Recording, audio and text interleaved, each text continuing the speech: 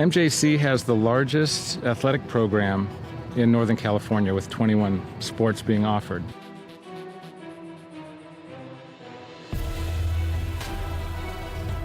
I first came to MJC, Coach Stivers came to my house with Coach Peterson, and they kind of convinced me. Then the next day they put me out in Modesto B saying that Danny Velasquez commits to MJC. I've always wanted to be a swimmer, and I thought that swimming at a JC first, I'd dip my feet in the pool and see if I'd get recruited or not. It's very competitive, and you get very close with your teammates.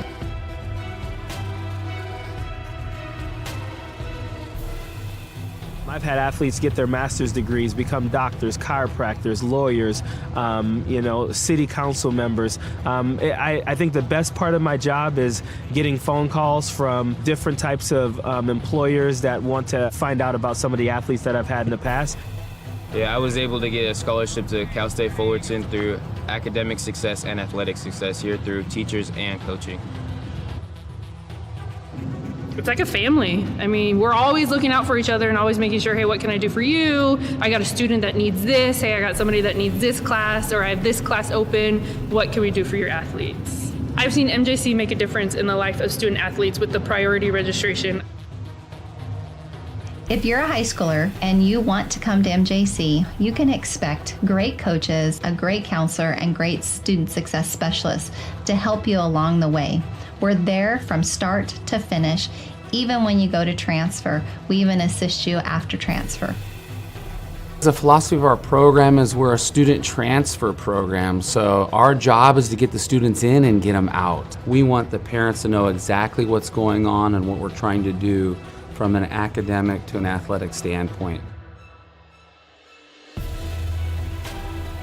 We always end up winning, we always being productive, we're always at the end. And the results of MJC and all the athletics are second to none. From what we start with to what we end with are not the same students. They come here and they get faster, or they get stronger, or they're a better player or a better teammate or whatever it is. They all succeed. always had dreams about playing college ball, and ending senior year without any offers to play big D1 ball, kind of heartbreaker. But I ended up grinding it out, hit the gym, made it happen, went to MJC, and got it done. I am signing with the Colorado University, go Buffaloes, got a full ride scholarship.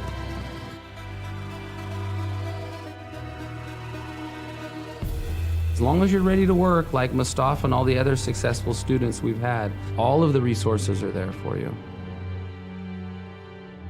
MJC has made me realize I can do anything. With all the hard work I can put into it, there's so much more I've done that I didn't realize I could do.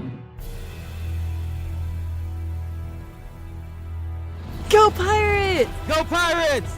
Go Pirates! Arr, go Pirates! Go Pirates! Go Pirates! Go Pirates! Go Pirates! Wait, did you guys smile after a serious face?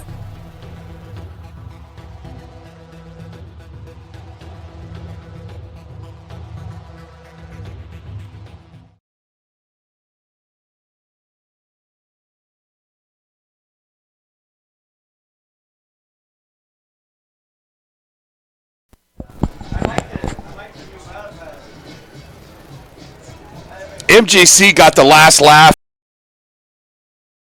victory over CCSF in the Golden State Bowl.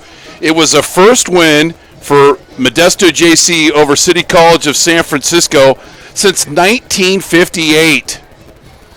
And the boys enjoyed that game, and that closed out their season. City College of San Francisco is looking for revenge tonight. Who will get the win? You'll find out next.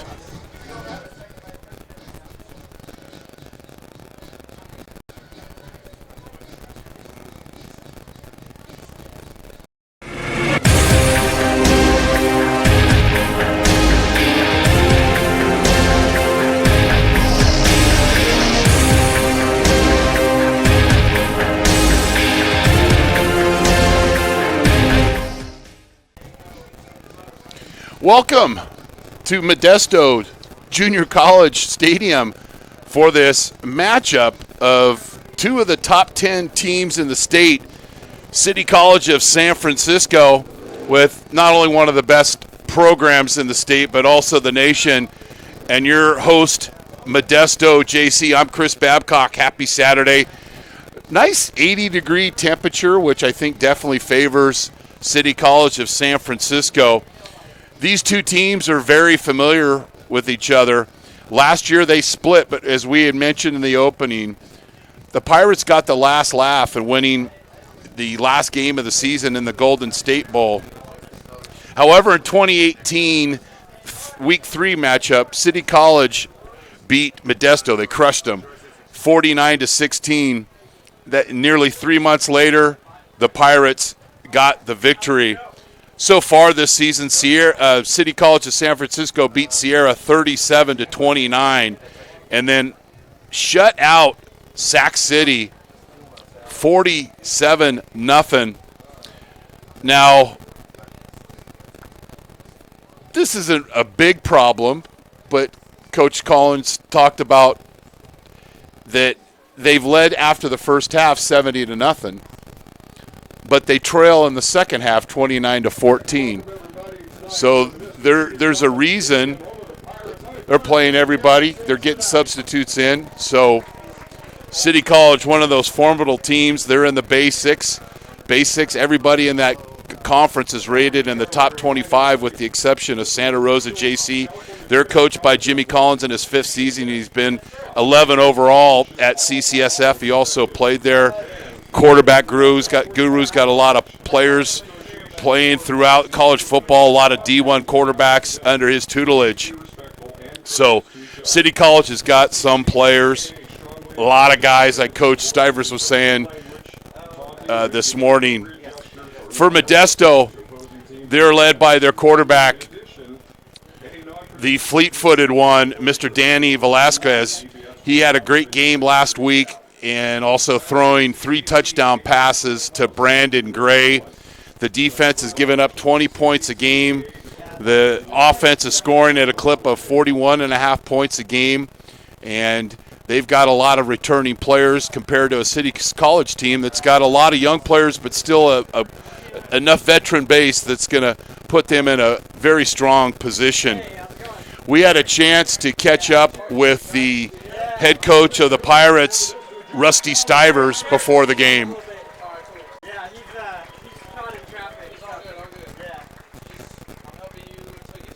Coach, 2-0 start.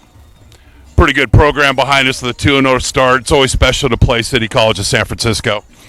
It is. It's a lot of fun. Jimmy does a great job. We're good friends. We played 2 times last year, went 1-1, so I'm expecting a good competitive game. So, schematically, things got better offensively. Obviously, you put up a lot of points on the board, but what kind of goals do you have as far as improving and running the offense? Well, we want first downs. We want first downs and take care of the football. It's pretty simple. If we take care of the football and get first downs, then we have a good chance of scoring. So that's basically it. Brandon Gray, wide receiver, 3 touchdowns last week, has really matured. He got better towards the end of the season, had a really big game on Saturday night. That's got to help his confidence. It helps his confidence, but there are a lot of guys that are playing like Brandon. So I'm glad for Brandon. He deserves it, but I wouldn't be surprised if we had another guy have a... Modesto Junior College football on NorCal Sports TV is brought to you in part by Modesto Junior College. Go to mjc.edu for more information on the largest junior college athletic program in Northern California.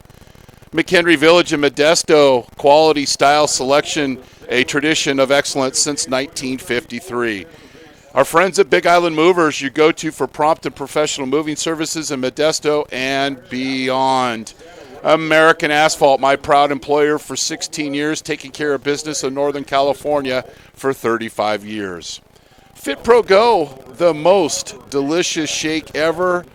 And Luis Rangel, who will be our FitPro GO player of the game. Stay tuned for a post-game award of that great feat, FitPro GO, most delicious shake ever. Sonora Conference Center, 4 unique rooms for your meeting or event in historical downtown Sonora. Contact us today for more details at 833-247-MEET. NCS TV Summer Basketball Camp 2020. NorCal Sports TV is proud to bring you their summer basketball camp that is 3 years in the making. Set in the beautiful foothills above Sonora, California, this camp will provide an unparalleled experience for our campers. Go to norcalsportstv.com/camp for more information. Scores from earlier today from around the junior college state tonight or this afternoon. CSM moves to 3-0 with the big win over American River, 42-10.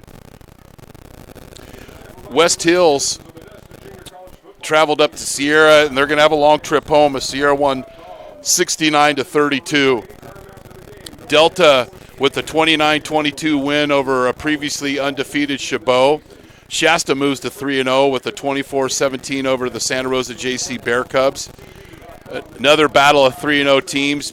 Fresno City with a 13-10 win over Butte. They're now 3-0.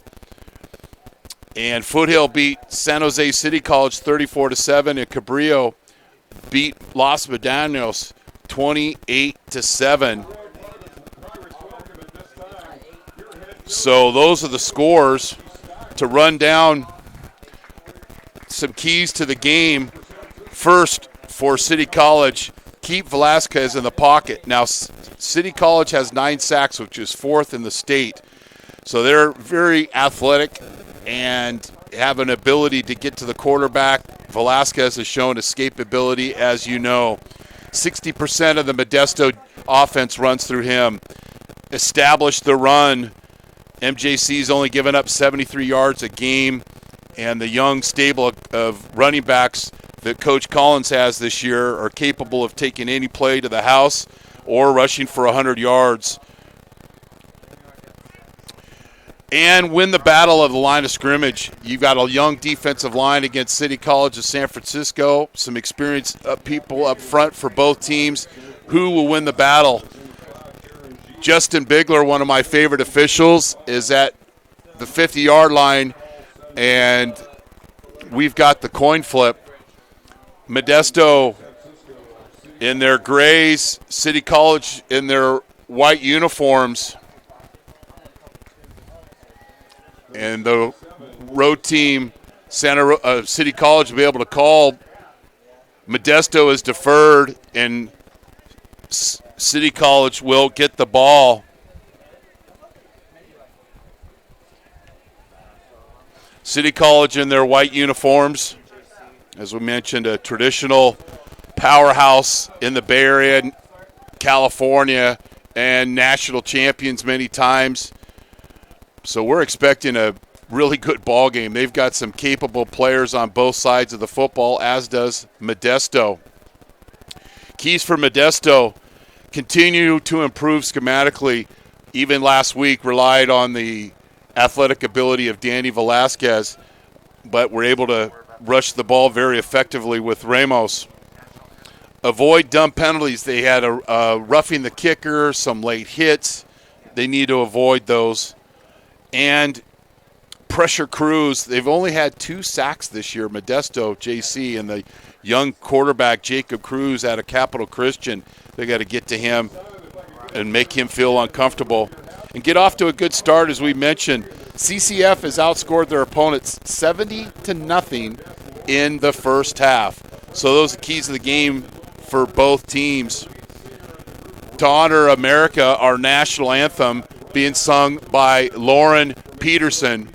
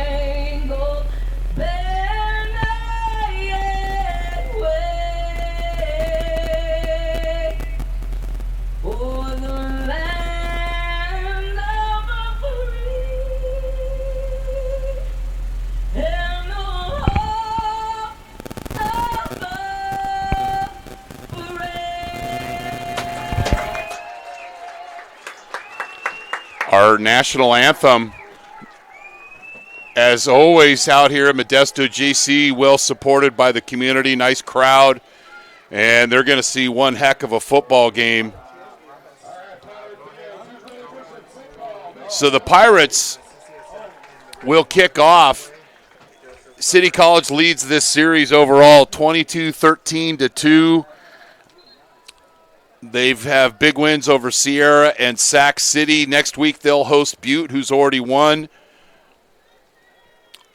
And nice weather, 80 degrees and dipping, and going to be a great football game. Modesto in their home grays, and kicking off will be Parker Bonin. City College in their white uniforms.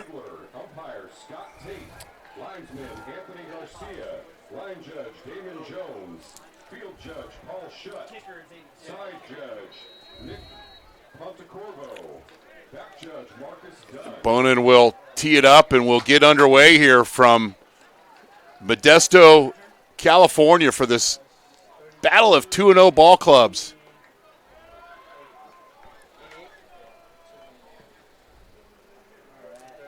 Bonin with the short kick.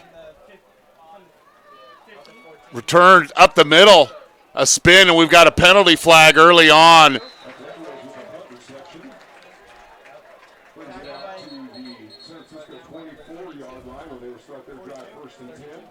Gian Bryce with the tackle, and Justin Bigler will talk to the umpire, and here will be a signal. So first penalty on City College of San Francisco, and this will start at their own 15-yard line, so that'll nullify the return.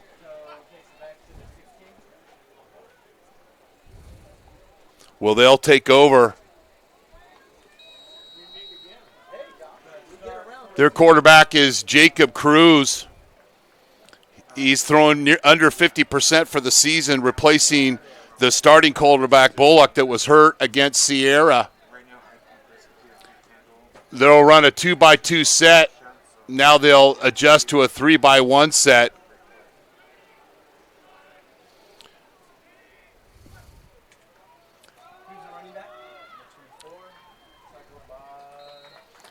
Anthony Hurd with the run, and he picks up a solid first down gain of about 4 yards, and it'll be 2nd and 6.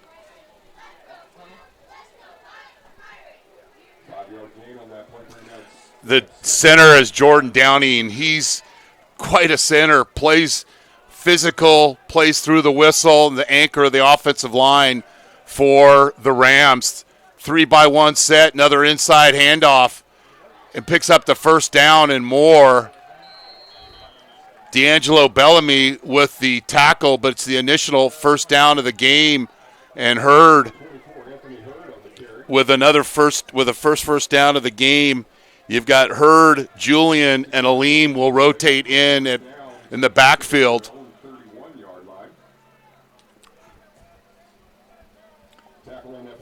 Cruz was 14 of 31 with 4 TDs last week against Sac City. 1st and 10 for the Rams. They'll sprint out, and they set up a screen, and it's read perfectly. Capri Hunter did a great job of staying at home. San Francisco will run a number of screens. They'll run them to the running backs. They'll run them to the tailbacks. They'll run them to the slot receivers. They'll run a lot of different screens. 2nd and 10 for the Rams.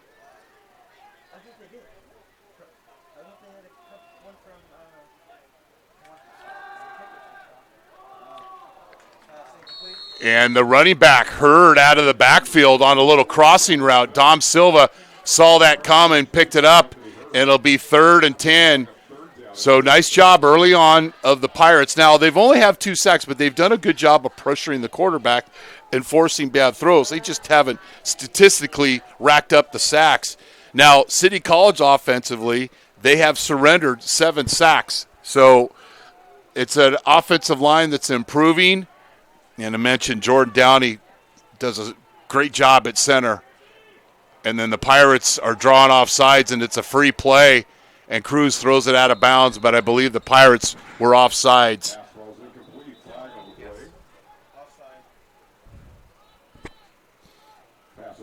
Good job by Cruz with the voice inflection, and it'll be a free 5 yards, and it'll be a 3rd and 5. Antonio Pule jumped the gun. Last week, Farron G. Manululelu had 9 tackles, and 2 of those were for losses and a forced fumble. So it'll be 3rd and 5 for City. They'll stay with that 3-by-1 set.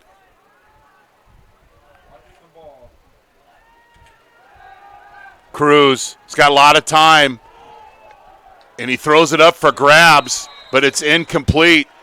Nice job by Kendon Robinson of coming back to the football. He has 7 receptions for 72 yards and 2 touchdowns. Did a nice job of coming back to the football, but was thrown away.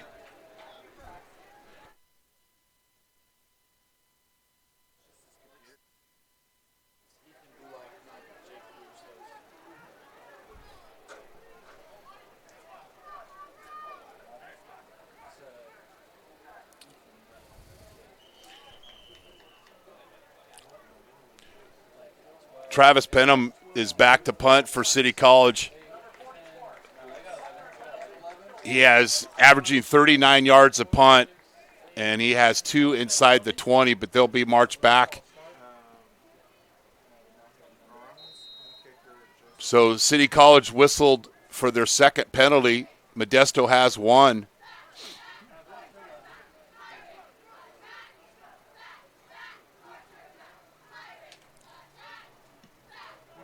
Nice kick. Got room to run. Pirates have a wall set up, and they get out to the 30. Nice return by Anderson Grover, and the Pirates will take over. We'll go to the 30-yard line, and that's where the Pirates will start on offense. Salanoa, Brakeman, Kennedy, Serrano, Solia, Lofa as the boys up front, and the Pirates will start in their 2x2 set. Ologundudu and Porter at the bottom of your screen. Ramos offset to Velasquez's left, one of the leading rushers in the state, and it's an in-window screen to Porter, and he picks up 9 yards. Give him 7, actually. Quick hitter. And then coming into the game is Patrick Green. Had a big catch for a first down that led to a touchdown last week. He's learning the scheme, very capable wide body blocker. Motion, Ramos with the run, and it'll be just short of the first down. Talked to Coach Stivers this morning about Ramos. He was at the bottom of the depth chart beginning camp, but you're talking about a young man that's coachable, has great vision, understands, asks great questions, and he's 5th in the state with 253 yards. Just a freshman. Had 17 carries for 158 yards last week. And it'll be a chain-moving play for the Pirates up the middle, and then after they get their initial first down, if this is the first time you're watching the Pirates, that's when they like to speed their tempo up, better known as their NASCAR offense. Porter at the bottom of your screen. At the top of your screen is Brandon Gray. Curtis in motion, play pass, and Porter's wide open. The 20, the 10, touchdown, Modesto Junior College. 58 yards on the slant route off the play pass, and Porter takes it to the house. Watch the backers. They jump up, and Porter runs right behind them, and it's pitch and catch, and the DBs are sleeping there, and it's an easy touchdown for the Pirates.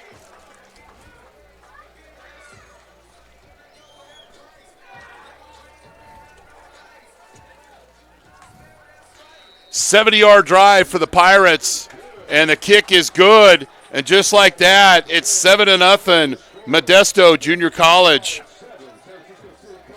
McHenry Village in Modesto. Quality, style, selection. It's simply a matter of taste. Wonderful shops, fine dining, and more in a garden setting. A tradition of excellence since 1953, McHenry Village. FitPro GO, our most delicious shake ever. Who will be our FitPro GO player of the game? American Asphalt, taking care of business in the Bay Area, in the Valley, for 35 years. So 70-yard drive, minute 23 seconds. Velasquez to Porter. And just like that, the Pirates lead 7-0. We said one of the keys of the game was get off to a fast start. That's the first points that San Francisco City College has given up in the first half this season. Edwards. And we have another penalty, and it'll be whistled and marched back on, I believe, City College of San Francisco.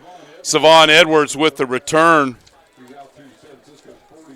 But the Pirates off to a fast start.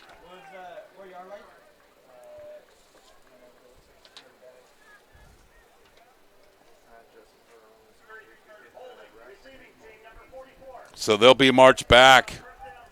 Another good return, nullified.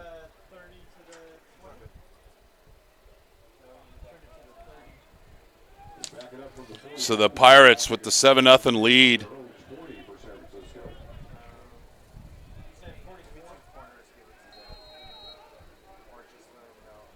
And Porter with the score.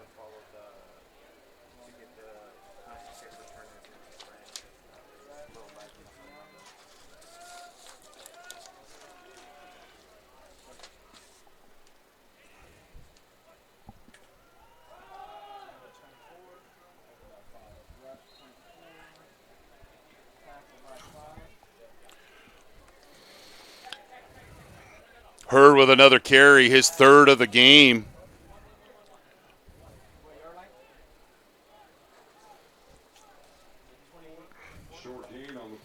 Quick huddle by the Rams. They're in the pistol this time. Hurd set behind Cruz.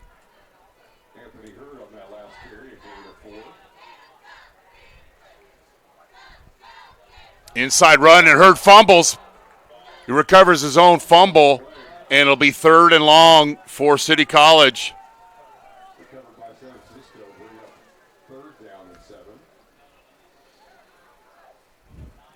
Cruckwet, Phelps, Downey, Sierra, and Lavin are up front for City College. Pirates only have 2 sacks on the season. This would be a great opportunity to pick up their third. Jamar Julian checks into the game at tailback, offset to Cruz's left. Cruz flushed out of the pocket, looks downfield, and it's going to be a completion to Tyrese Johnson, and I believe it'll be enough for a first down, and it is. 3rd down conversion for City College. And we've got a player down for City College. Big Island Movers is a fully licensed and insured full-service moving company in Modesto. For over 10 years, we have provided friendly, reliable moving services in Central California and beyond. The driving force behind our business is passion behind what we do. At Big Island Movers, we're big on experience, big on value, and huge on service. With over 30 years of moving experience and a wide range of services to meet the ever-changing needs of our clients, Big Island Movers is your go-to for professional prompt moving services. A very loyal supporter of not only Modesto JC football, but Modesto football in general. Big Island Movers, Kai Mana, wanna move ya.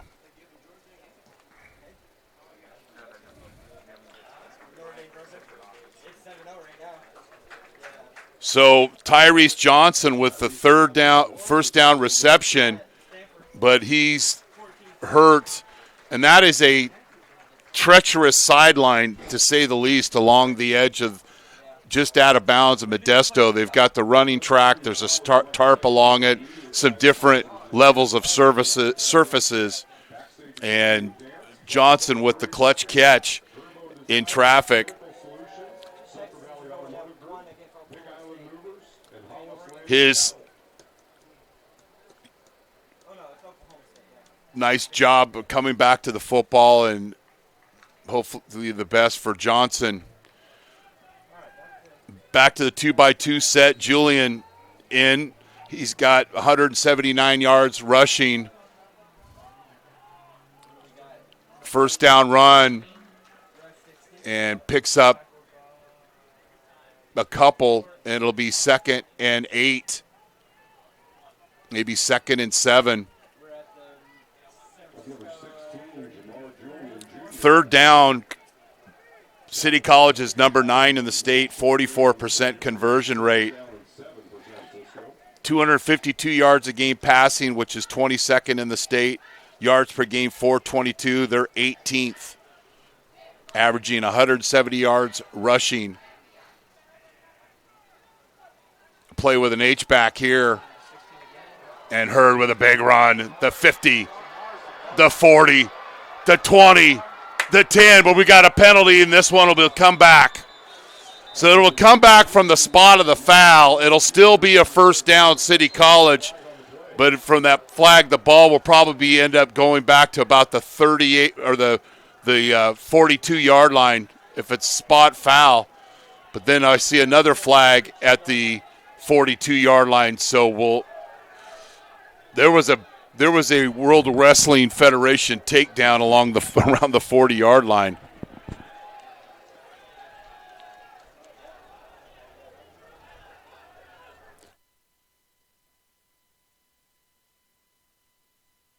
I don't know. It'll be a first down, no question, for City College. What number did he say? But the ball will be spotted at the 48-yard line of Modesto.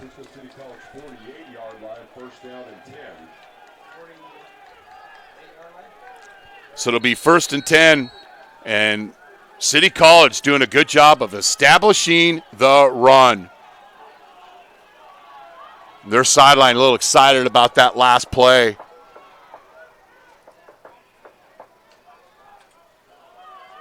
And they'll continue to pound the rock. We've got another fumble. I think the Pirates end up coming up with this football. Nope, City College. Lucas Lavin. Johnny on the spot there with the recovery. And it'll end up being a positive gain on first down for Coach Collins once again. They're going to run those inside runs, and then they're going to run a bootleg or a naked off it or a play pass.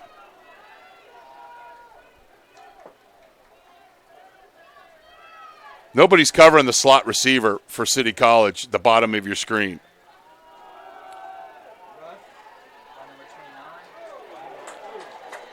The Pirates rally to the football, and DeMonte Alim, his 15th carry of the season, and picks up maybe one, and it'll be 3rd and 4 for the Rams.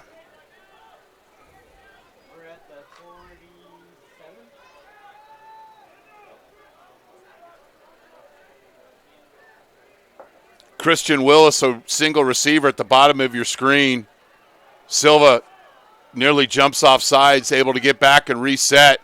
And Cruz drops the ball, drops the snap, but does the smart thing. Doesn't try to be a hero.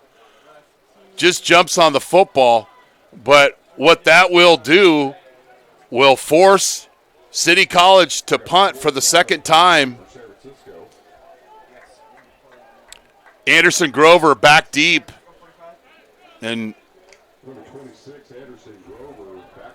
Travis Benham out of Archbishop Reardon High School is back to punt, averaging nearly 40 yards a punt. Pirates have a chance to get off the field here on 4th down. They'll try to pin the Pirates deep, and that ball will go into the end zone, and it'll be a touchback. Sonora Conference Center, 4 unique rooms for your meeting or event in historical downtown Sonora. Contact us today for more details at 833-247-MEET. Go up to historical Sonora downtown and get away from the city. Get your employees focused or your group and give us a call. The Pirates will take over at their own 20.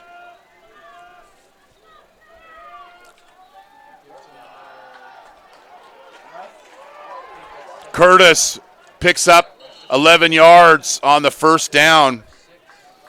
Curtis given the start tonight in the slot, 5 catches, 2 touchdown receptions.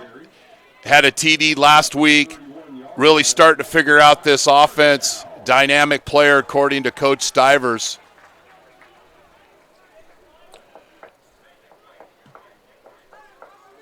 Gray and Cotter Williams at the top of your screen. Porter and Curtis at your bottom. Curtis in motion. Little reverse. And the very capable defensive end. We haven't had a chance to talk about him, but we will now. Number 6, Tadarius Patterson. He has 4 sacks, 2 forced fumbles, and he's 3rd in the state. And look at him stay at home and sniffs this one out, and it's a 5-yard loss on that, or 6-yard loss on the first down. That will not be the last time that I say Patterson's last name tonight. You watched about 5 minutes of film and you go, I'd like to have 6 play on my team.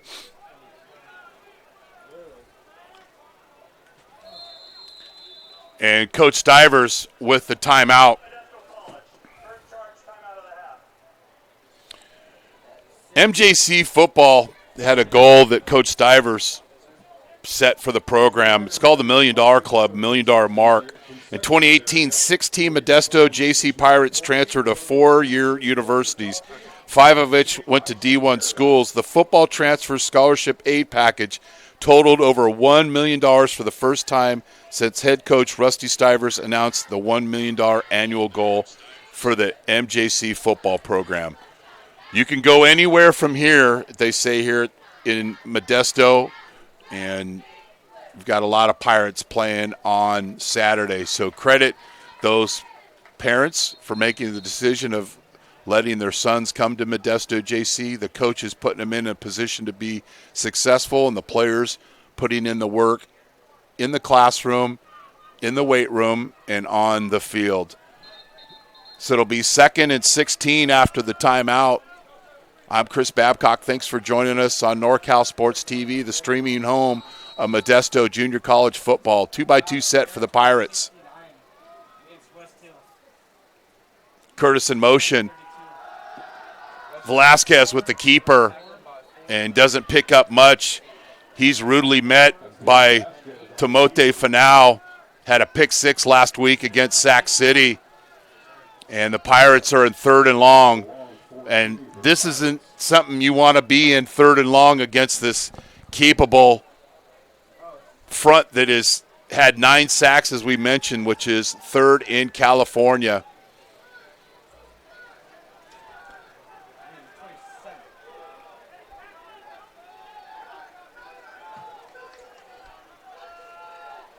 City College pressing at the line of scrimmage, showing blitz.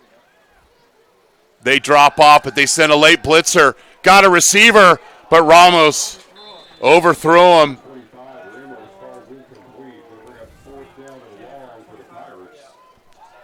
Tomote Fanau with the coverage, with the real wheel route that we saw Devin Bass run so often. He ran it a couple of times against City last year.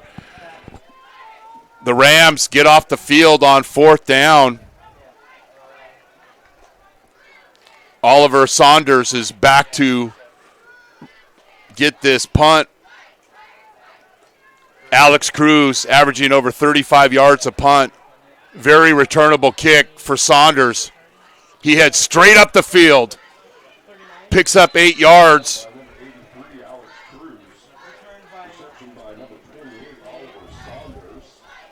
So good field position for the Rams. Now they've run a lot on 1st down.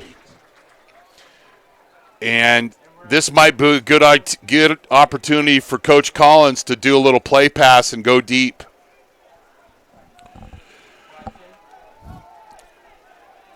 At tailback is Jamar Julian. They'll play 3 or 4 different running backs. And as I mentioned in the opening, they're all very capable players of picking up big gains and picking up chunks of yardage. 1st and 10. Inside run. Big gain. And then Jamar Julian it's not fair season, but here is Modesto JC. He goes for a ride, but picks up a big 8-yard gain. See, a lot of guys leaving their feet in football. Now, this wasn't his choice. Well, no, he was got it lifted. But Julian, nice run inside. Ideal opportunity for a play pass here, 2nd and 2.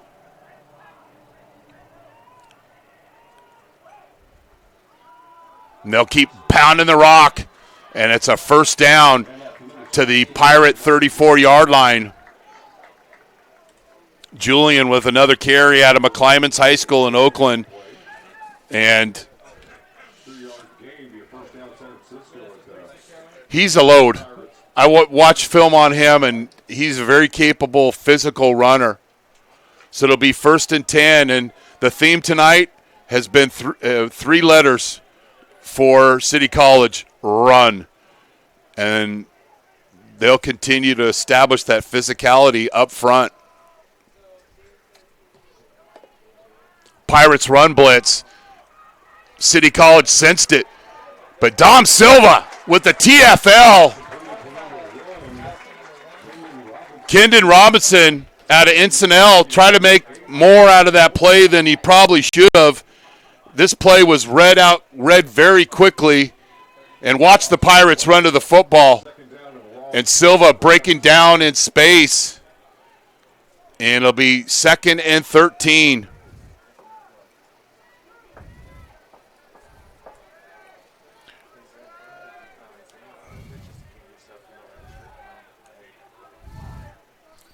Second and 12 for the Rams.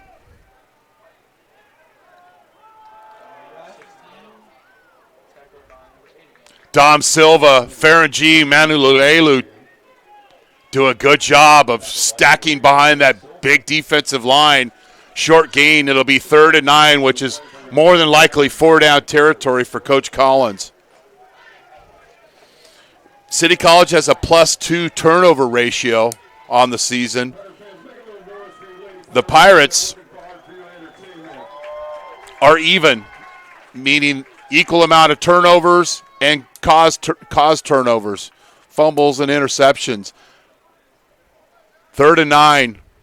Pirates coming off the edge, and it's a screen, typical City College call. And Farangee, Manulelu, and number 22, Darian Young, sniffed this one out. So we said they'll run a number of screens. They'll run screens to the wide receivers like they just did there, and also run them go to the running back. So we mentioned they're in 4-down territory, so it'll be 4th and 9, and the Pirates were great last week on 4th down. 2-by-2 set.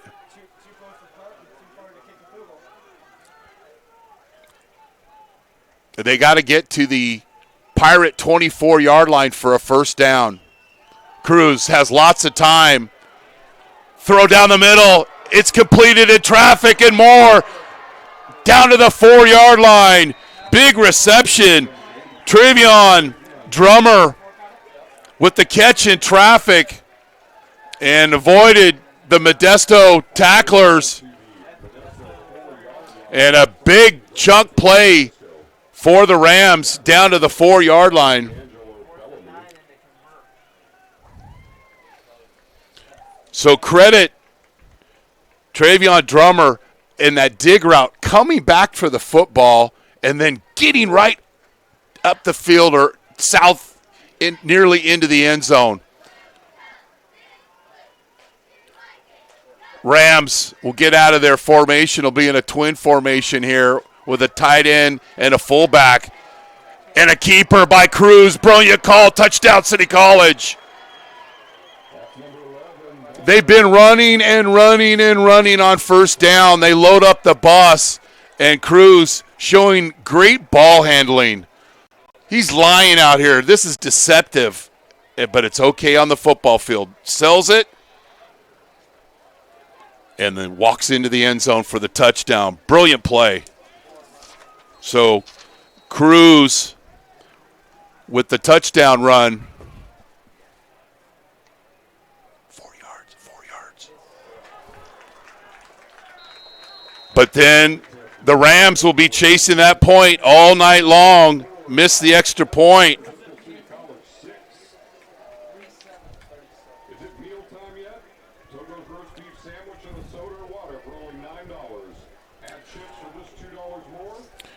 So the running game of City College and a big conversion on third down, and then Cruz showing great ball handling skills. It's like the Apollo mission. I know they're going to end up safe, but I know Cruz is going to end up with a TD. But the ball handling there really caused the Pirate defense to collapse. And it's 7-6.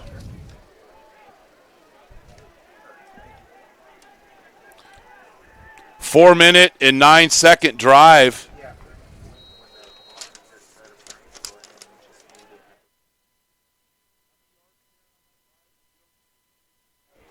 And a 52-yard drive, 4 minutes and 9 seconds. The big play to Drummer, and then Cruz with the ball fake and the naked run into the end zone.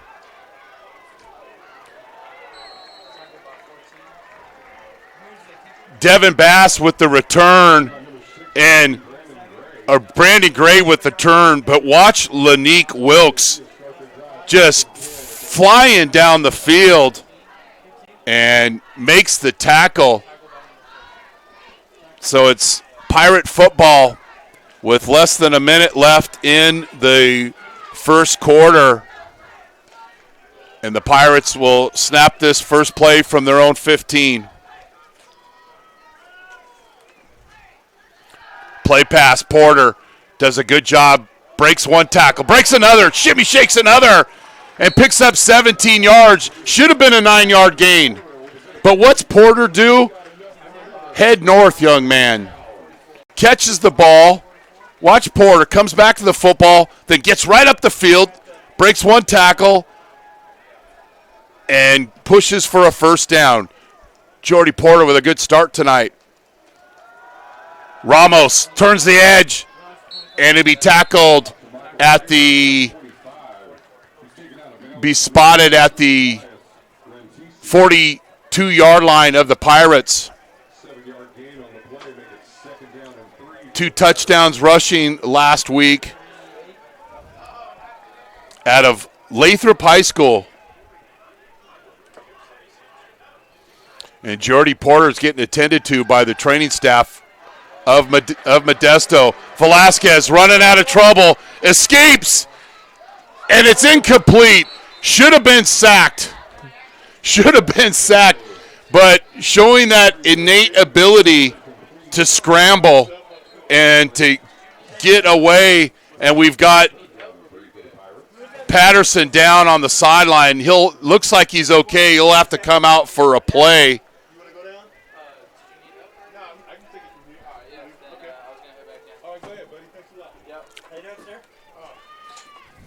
Patterson will have to come out for a play, but Velasquez showing that escapability, and it'll be 3rd and 3.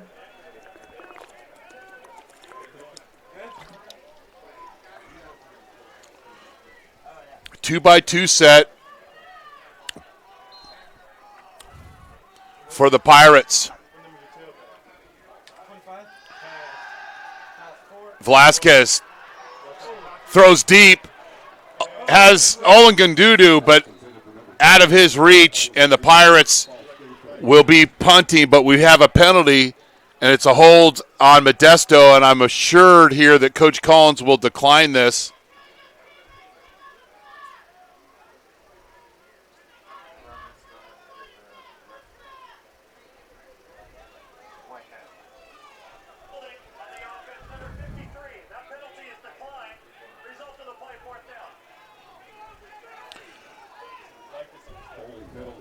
So the Rams get the stop after the touchdown drive. Now, Coach Collins declined the penalty. The Pirates appear to go for it on 4th and 3, but Velasquez is a very capable punter.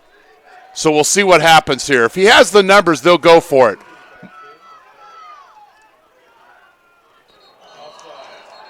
But the Pirates jump early. Daniel Salanoa jumps, and then the punt team will be ushered in. So the best plans don't get executed. And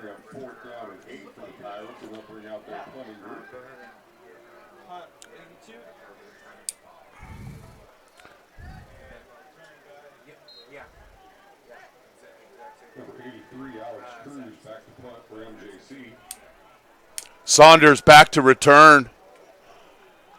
Cruz with the punt. The ball will bounce, and the Pirates will jump on the football at the 33-yard line, and that will be the end of the first quarter as the Pirates lead City College of San Francisco 7-6.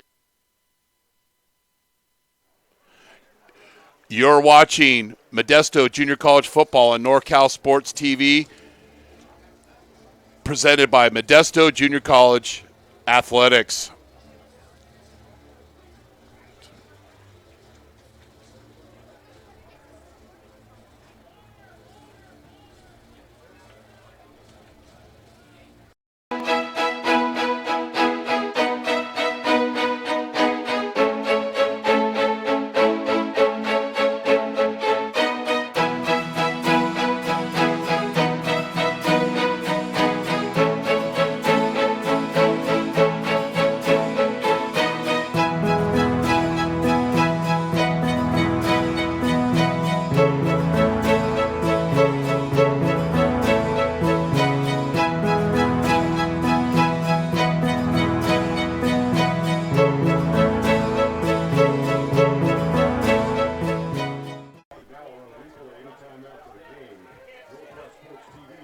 So the Rams, after a 70-yard drive on 4 plays, will get the ball back after a stop. City going with their ace formation, double tight ends, single receivers up top and at the bottom of your screen. Quick hitch route to Cruz, and it thrown short of the intended receiver, Christian Willis. He has 11 catches for 195 yards and 3 touchdowns. He had 5 receptions last week and 2 TDs against Sac City. So the Rams throw on first down and go into their with the double tights. They'll break that formation now. 2-by-1 set with an H-back. 2nd and 10, just started the second quarter. Inside belly run, goes nowhere. Dom Silva flying around at a Turlock High School and makes the tackle for no gain. It'll be 3rd and 10. Watch Silva fly through your screen right here, number 8.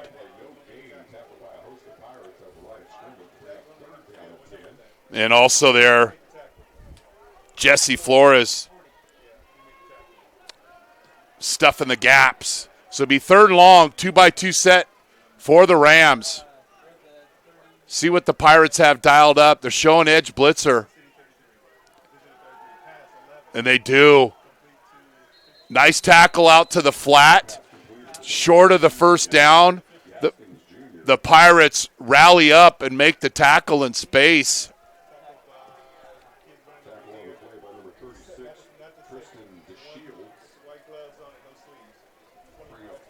Marcos Gonzalez with the tackle, getting the start tonight at safety.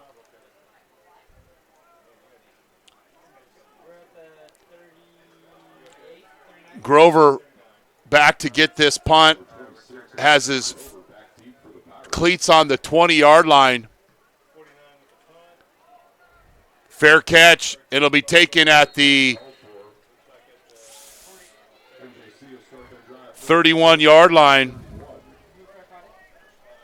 With 13:52. Next week, we'll be up at the state capitol as the Pirates take on American River.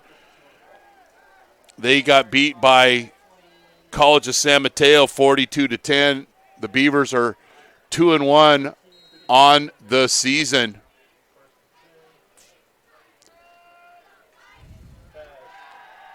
Fade route along the sideline, and the catch.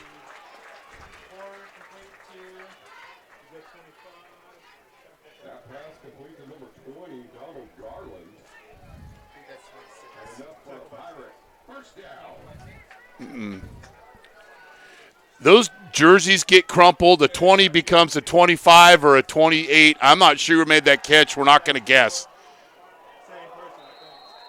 And we have an incredible catch, and that's Grover. That's Anderson Grover, who made the first catch previous to this, and then catches this over the top of the City College defender. Watch this play. That's an incredible catch. Sports Center top 10, that one. Ramos avoids the Shoestein tackle, cuts upfield, picks up the first down, and can't be stopped and brought to the ground, and it's another Pirate first down.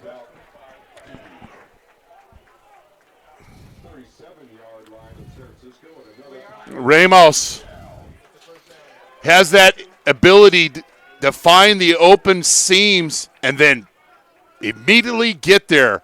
Doesn't make a lot of moves, makes one move and gets there. First down, Pirates. Velasquez with the keeper, cuts inside, makes another move on the receiver. And watch 16 Brandon Gray on this play, if we can get a replay. He had 3 touchdown receptions, but you've got to block if you're a receiver. Watch the bottom of your screen. Gray, watch him play this. 1 block, 2 blocks, and a pancake and a side of bacon. Brandon Gray. Curtis and Gray in the little stack at the bottom of your screen. 2nd and 3. Velasquez with a 7-yard gain. Quick throw out to Curtis. And City College doing a horrible job of tackling. It's about the 5th play tonight where they've had a guy out to taking and haven't been able to finish.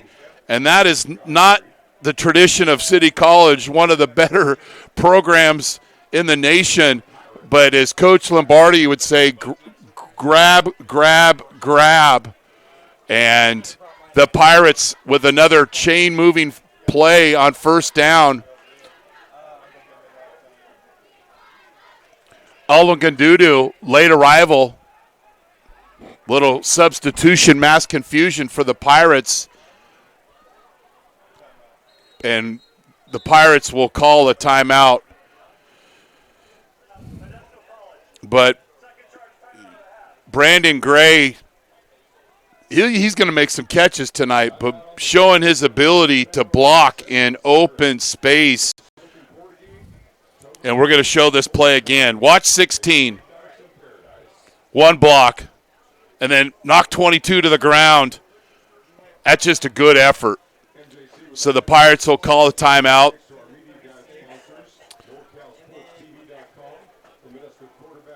Ball on the Rams, 19 in the red zone.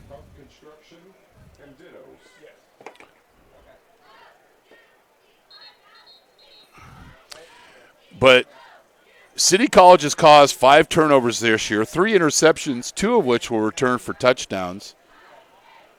They've caused 2 fumbles and then 2 safeties in their opening week game against Sierra. Pirates will Patrick Green at the H position. Curtis in motion. He gets the ball on the sweep. And he's tackled by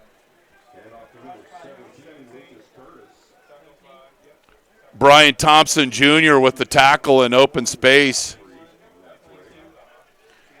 And it'll be 2nd and 7 for the Pirates. Red zone scoring, they are 48th in the state, which isn't very good. 6 of 13 in the red zone. And those 6 scores, all touchdowns.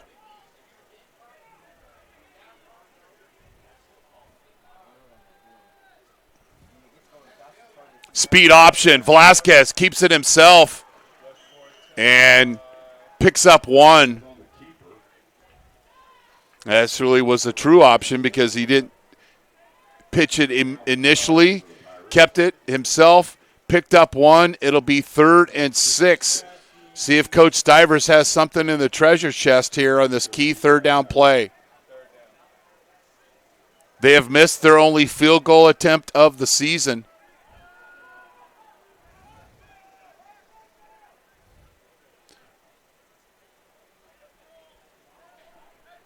Eight on the play clock.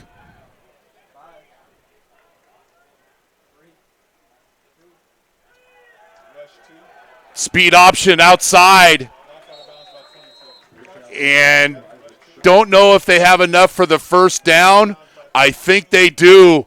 First down. Nice run by Isaac Sharp to smell that first down opportunity. And it'll be 1st and goal.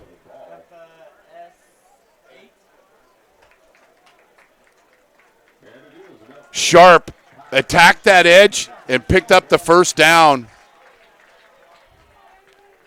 Green and Hansen in for the Pirates. And good job by number 56, Dino Caja-Uleo at a Cardinal Newman High School. Shot the gap on that one and took out the legs of Ramos. And it'll be 2nd and goal from the 7.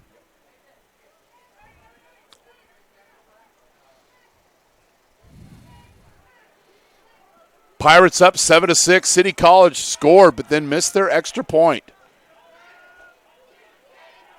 Could this be a little power pass to one of the H-backs? No, it's an inside run to Ramos, and he's down to the 6-yard line. 3rd and goal from the 6.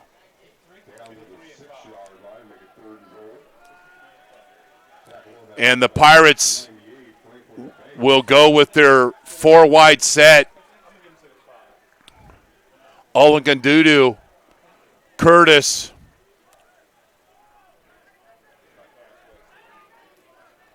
Grover, and Gray. 3rd and 5. And this is where the pass run option of Velasquez is tough to defend. 4 on the play clock. Velasquez, screen to Gray, and City College is all over that play, led by Asian Zutterberg with the tackle, and the Pirates will attempt the field goal.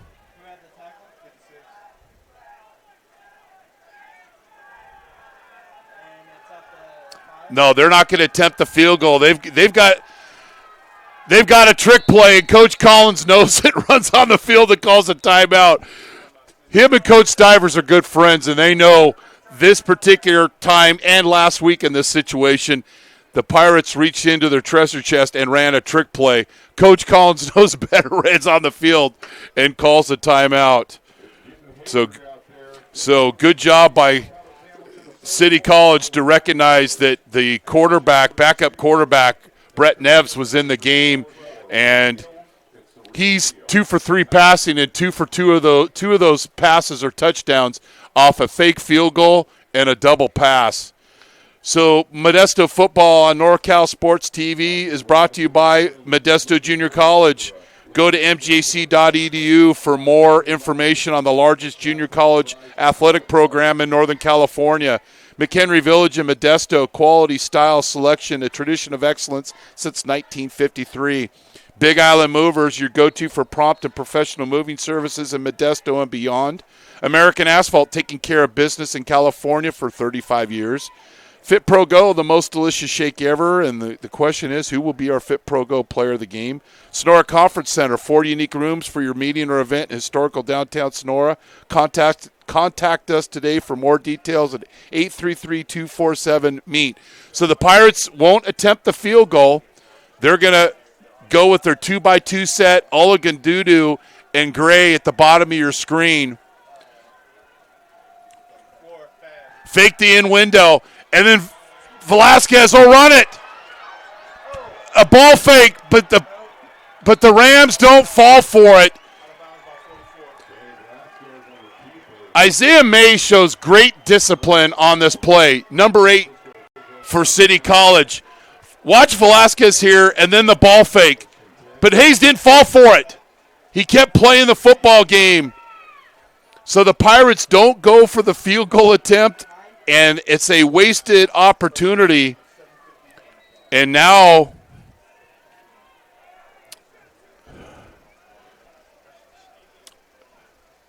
they are 6 of 14 in the red zone this season, which is something they need to improve on. So City College will take over on their 9-yard line.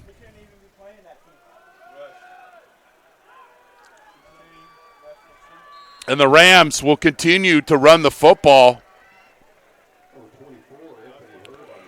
Hurd with a nice 8-yard first down gain.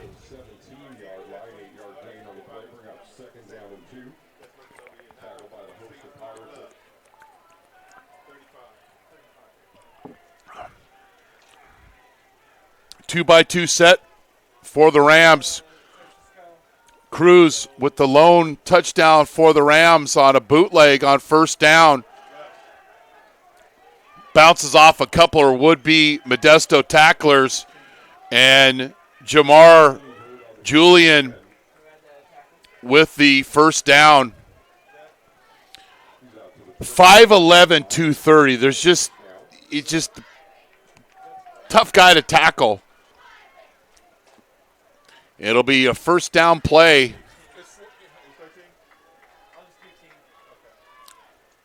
For the Rams.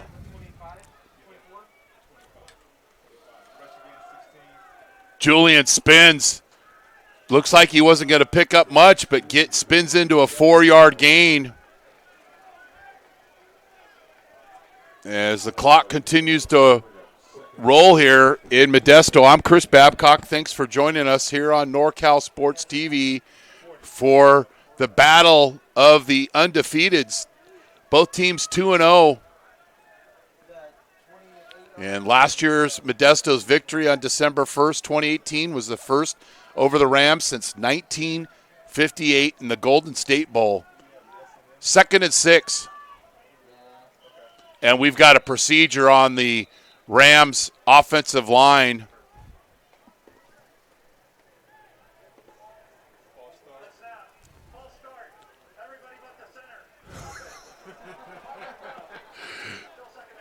Justin Bigler, know Justin very well, doesn't take himself so seriously that he's not approachable when he's officiating a game. Does a good job of explaining, closing the play, and moving on to the next. And basically said everybody was at a procedure except the center. So it'll be 2nd and 11. Good time for a screen or a play to the back out of the backfield for Coach Collins. But they'll run the ball, and it's a tackle for loss. 34. Marquand Wigington with the play.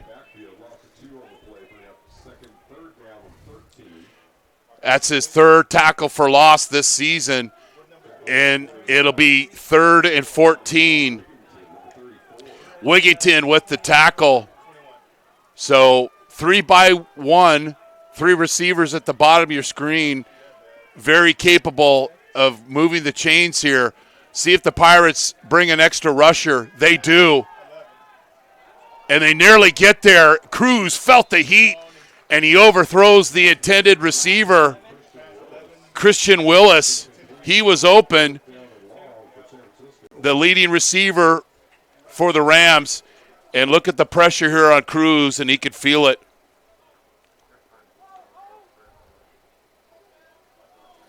That extra rusher had an effect on Cruz, and the Rams will punt. Pirates won the toss, but they deferred their choice to the second half, so they'll get the ball to start the second half. Low snap. Nice kick Grover will let it bounce, and it takes a Ram bounce inside the 20. That's his third punt this season inside the 20-yard line. So the Pirates will take over with 5:36 left in the first half. Once again, give you some scores of other games today. College of San Mateo beat American River 42-10. Sierra 69-32 over West Hills. Delta 29-22 over Chabot. Shasta 24-17 over Santa Rosa JC. Fresno City 13-10 over Butte. Foothill beat San Jose City 34-7, and Cabrillo beat Los Medanos 28-7. Sweep to Curtis. He's got room to run. He's up the sideline. And who's blocking for him? You guessed it, Brandon Gray. Curtis with a big gain. 20-yard gain for Curtis. And the corner, number 22, Ja'Cory Gottfried, lost containment. Ramos with a nice first down carry, and it's gain of 4. It'll be 2nd and 6. Sharp will come in for him. He'll be lined up in the pistol behind Velasquez. Speed option. And we've got a penalty thrown, and when it's thrown there, it's usually a holding penalty. And that will be the call. Holding on Modesto. And Coach Collins will take this one, and he'll march him back.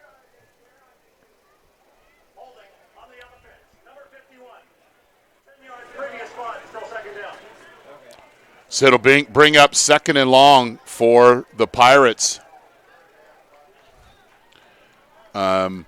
Jordy Porter got off to a great start, was being looked at by the athletic training staff, and then I saw him take off his shoulder pads, and he has not returned. Velasquez got it, Alogundudu right down the middle, but can't get it off, and picks up 8 yards on the scramble.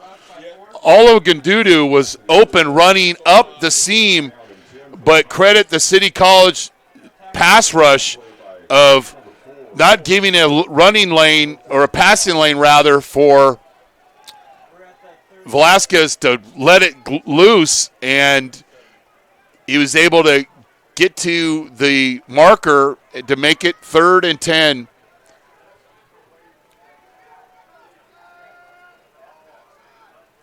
City College will blitz.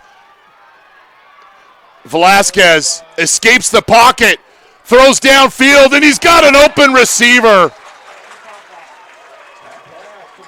Grover once again, but Patterson let Velasquez out of his containment right there.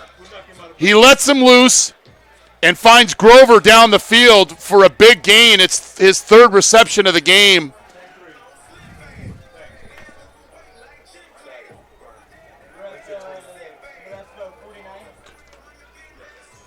That was 26, I think. 1st and 10 for the Pirates. Velasquez throws the screen, and he's probably better off killing a family of Gophers with that throw, because Grover had a lot of Rams in his path there. So Grover with 3 big catches, but one of the keys tonight was keep Velasquez in the pocket. That last play that was converted for a first down, mission not accomplished for the Rams. Velasquez over the head of Curtis, and it's incomplete. It'll be 3rd and 10. It's not a comfortable living as a quarterback to be 3rd and long against this pass rush. But you cannot try to be a hero rushing on his blind side, because he will see you, feel you, and break that containment. You almost have to just be a contained person and rush it slowly, slow play it, and let him come to you versus you force it and he bounces outside. Oh, okay. 3rd and long for the Pirates. 3-by-1 set.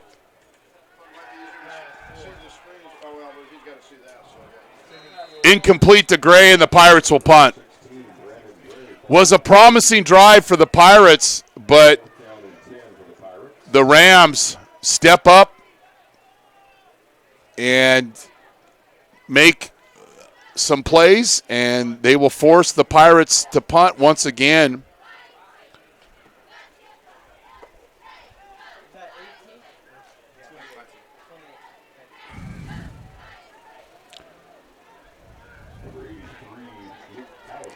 Saunders back to punt, yelling at the sideline to look for what the return's going to be. Fair catch. That was friendly fire. Got hit by his own teammate. So Saunders with the fair catch. The ball will be taken over at the 25-yard line with 3:14 left in the half. The Rams have 2 timeouts. The Pirates have 2 timeouts. Actually, the Pirates have 1 timeout. My 5th mistake of the night. But I'm going to run out of fingers here pretty soon. It's been all run on first down with the one exception tonight for the Rams. Will that trend continue? No, they'll drop back. Cruz with a timing route. Well executed. The old down and out to Christian Willis, and he picks up his 12th reception of the season. Cruz with the UPS delivered pass, and it's a 1st and 10 for the Rams at the Pirate 30 or at the Rams 36-yard line. They'll stick with that 2-by-2 set.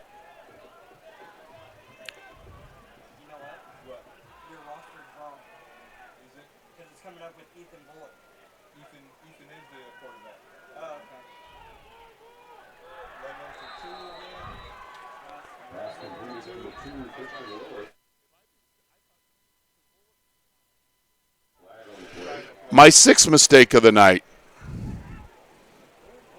The quarterback is Ethan Bullock. I thought he was hurt. My deepest apologies to his family, Cruz's family. Ethan Bullock is the quarterback of City College. We got a flag, and it's a pass interference on Modesto, and the Rams will move inside Pirate territory. Bullock was hurt in the first game against Sierra, and didn't get any communication on who was going to be the starter. And then I just never looked at the roster, and that is my big mistake.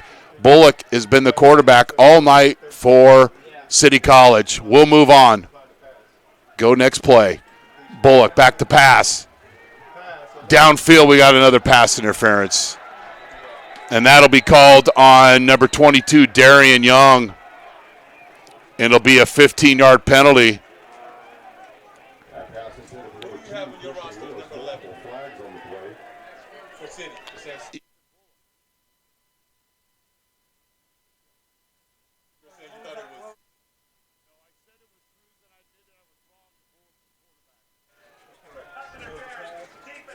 So another first down on penalties for the Rams.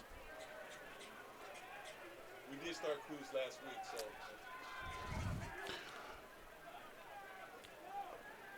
so the ball will be marched to the Pirate 34-yard line, and the Rams are in business with 2:33 left in the half.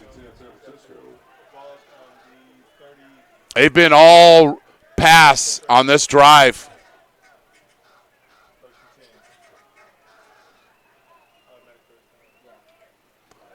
Bullock under duress throws downfield, and it's incomplete. That time on the pressure, Farron G. Manululelu forced Bullock out of the pocket just enough to cause that incompletion. Bullock did not play last week against Sac City, was hurt in the towards the end of the first half against Sierra, and has got the start tonight. And got a run touchdown earlier in the first quarter. Bullock deep downfield. He's got a receiver. Overthrows Christian Willis.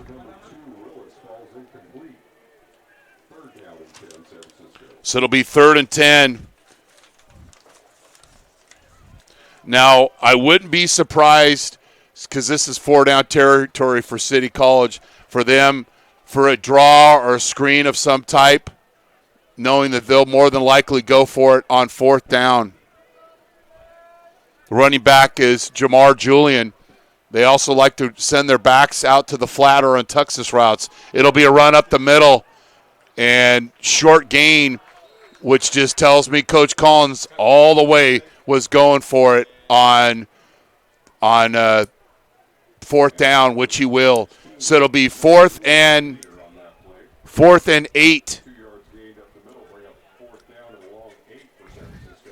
Under 2 minutes here from Modesto. I'm Chris Babcock. Thanks for joining us here on NorCal Sports TV. A lot of punting, a lot of defense. Pirates showing edge blitzers.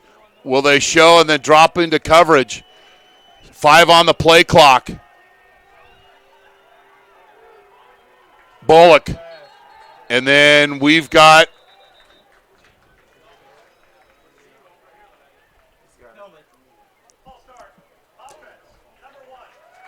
wide receiver leaving early, and that's never excused because you should be watching the football. Kendon Robinson was not, jumped early, and it's marched back 5 yards, and it'll be 4th and 13.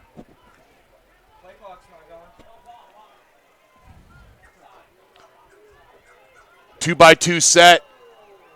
Robinson at the bottom of your screen. Tyrese Johnson at the top. 4th and 13. Bullock's pressured. Thrown downfield, and it's incomplete. And the Pirates will take over on downs. They play some great fourth down defense. So the Pirates have a timeout. They get the ball on their own 37-yard line. Plenty of time.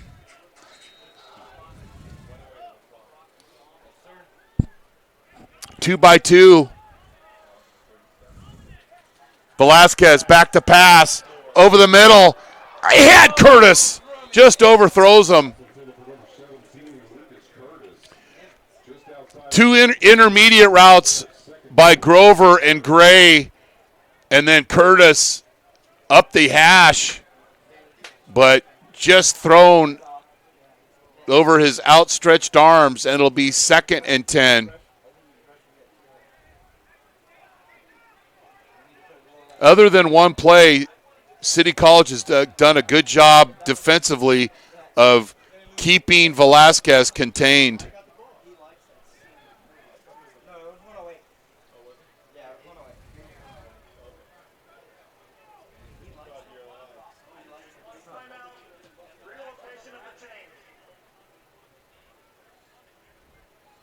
Do they need Big Island movers to relocate their chains? No, they don't. We'll move on. 2nd and 10 for the Pirates. They could get winners outs. They come down here and score. They get the opening second half kickoff. Worst case, you just run out the clock and you don't give the ball back to City College, who's got guys that can go to the house in one play. 2nd and 10 for Velasquez. And the Rams were pressing but then dropping into coverage. And the Pirates make an adjustment. They'll press the outside guys and give a free release to the slot guys. Gray wide open on the slant route, and was thrown short by Velasquez. Why? A little bit of pressure up front by those white jerseys of the Rams.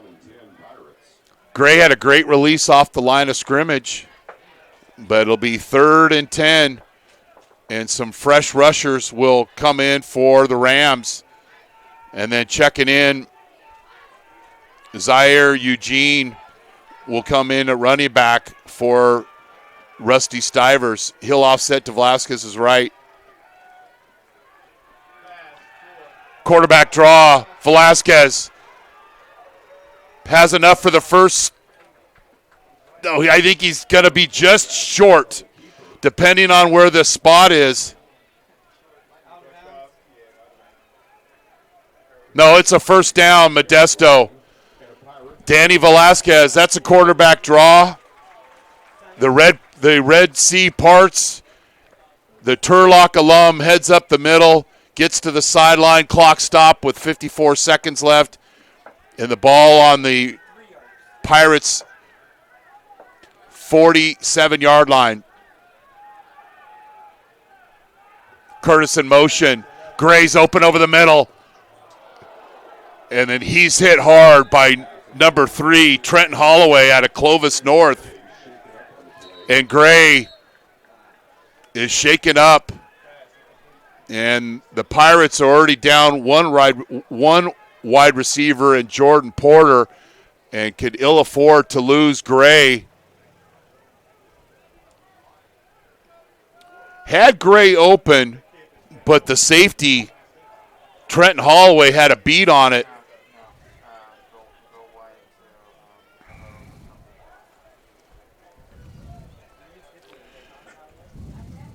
McHenry Village in Modesto, quality, style, selection. It's simply a matter of taste. Wonderful shops, fine dining, and more in a garden setting. A tradition of excellence since 1953. A proud partner of American Asphalt for 15 years. McHenry Village in Modesto. Big Island Movers is a fully licensed and insured full-service moving company in Modesto. For over 10 years, we've provided friendly, reliable moving services in Central California. The driving force behind our business is passion behind what we do. At Big Island Movers, we are big on experience, big on value, and huge on service as Brandon Gray is to his feet and be escorted off the field. Big Island Movers, your go-to for professional prompt moving services, a loyal supporter of Modesto football and specifically Modesto JC football. Big Island Movers, Kai, Mana, want to move ya. So it'll be 2nd and 10, 50 seconds left. Pirates still have a timeout.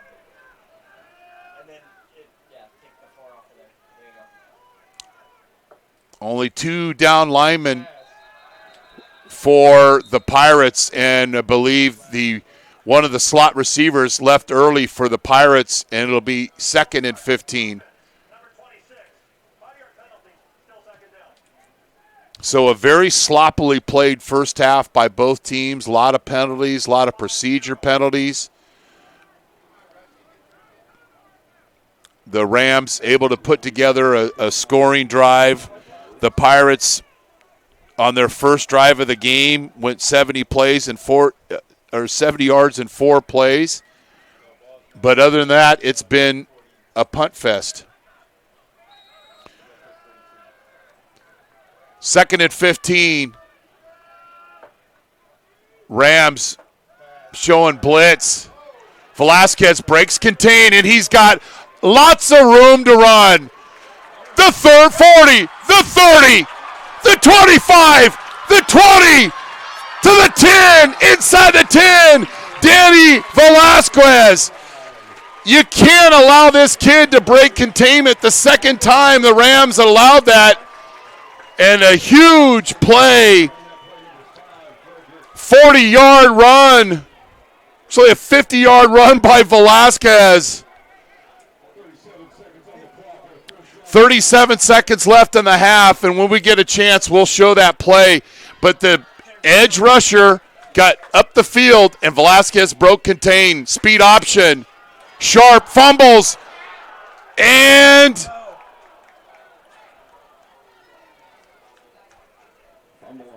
the officials haven't made a call. I believe the ball will stay with the Pirates. But the Pirates are going to lose 4 yards on this. We'll go back. Do we have the beginning of the play?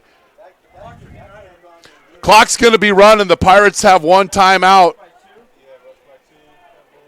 So Velasquez loses 4 yards. It'll be 2nd and 12.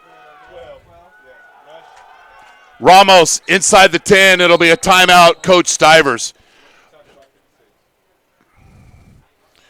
So one of the keys is keep Velasquez for City College is to keep Velasquez in the pocket. He scrambles out of the pocket, and then you see his ability. And look at his teammates blocking for him down there. Isaac Sharp, a number of the wide receivers. So if you're on his blind side, you have to rush softly. Let him rush to you, then he'll sack him. But if you come inside and try to be a hero and get an angle on him, that is going to be the result. So a 50-yard run by Velasquez has set up the Pirates. It'll be third and goal from the 9. The Pirates 6 of 14 in the red zone this year. They spoiled it. They missed on an opportunity earlier in the game. Coach Stivers went for it on 4th down. The Rams played some good defense. Could have attempted a field goal. And if they don't get it here, I would assume they kick a field goal because they have no timeouts left. 3rd and 9. What's Coach Stivers have dialed up? City rushes 4, and it's a low pass. Goes incomplete, and the Pirates will attempt the field goal.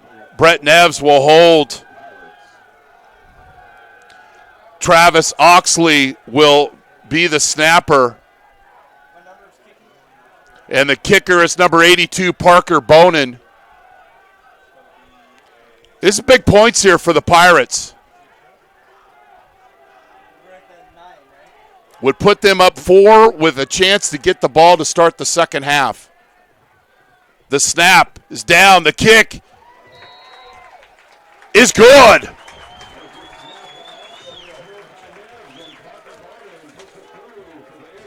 $29-yard field goal. And the Pirates with the score. So Bonin with the field goal.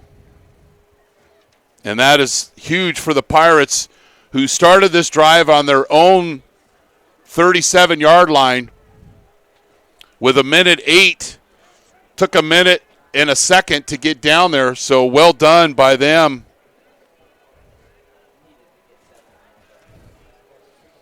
Two times in the red zone, and the Pirates are 1 for 2.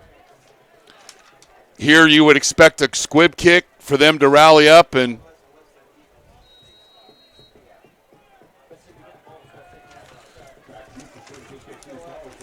prevent a long return. Squib kick.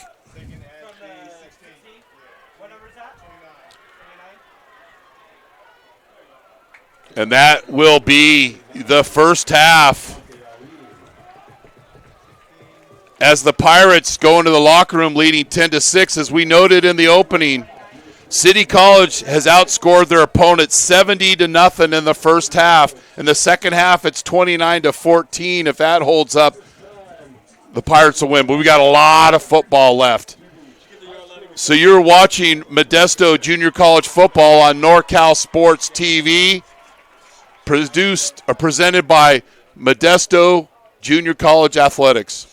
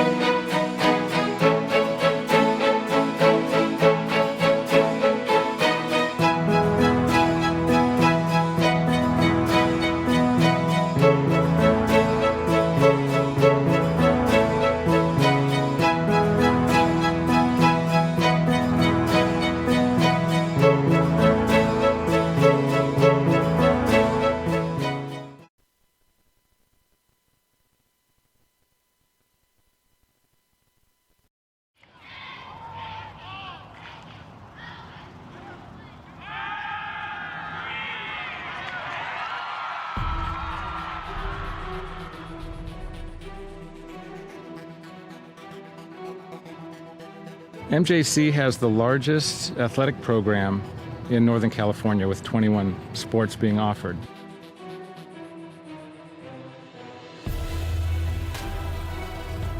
I first came to MJC, Coach Stivers came to my house with Coach Peterson, and they kind of convinced me. Then the next day they put me out in Modesto B saying that Danny Velasquez commits to MJC. I've always wanted to be a swimmer, and I thought that swimming at a JC first, I'd dip my feet in the pool and see if I'd get recruited or not. It's very competitive, and you get very close with your teammates.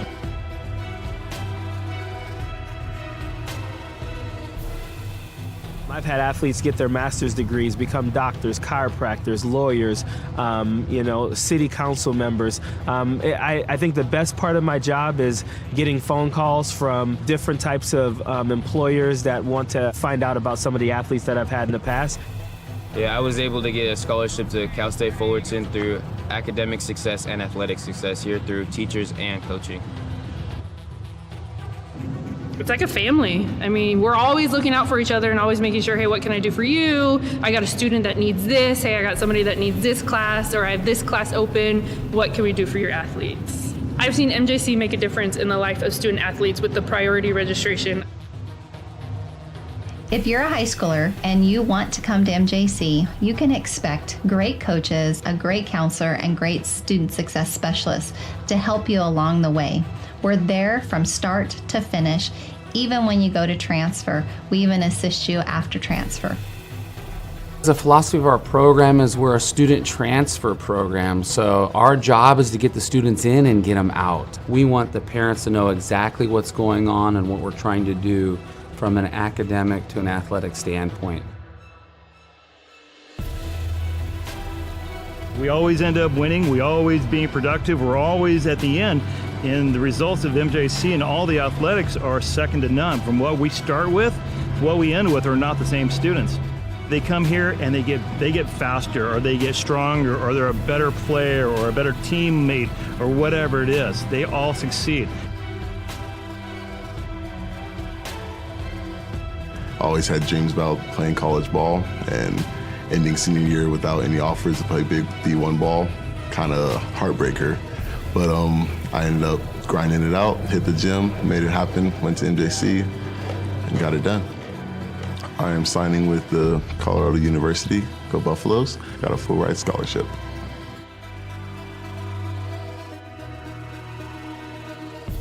As long as you're ready to work, like Mustafa and all the other successful students we've had, all of the resources are there for you. MJC has made me realize I can do anything. With all the hard work I can put into it, there's so much more I've done that I didn't realize I could do. Go Pirates! Go Pirates! Go Pirates! Arr, go Pirates! Go Pirates! Go Pirates! Go Pirates! Go Pirates! Wait, did you guys smile after a serious face?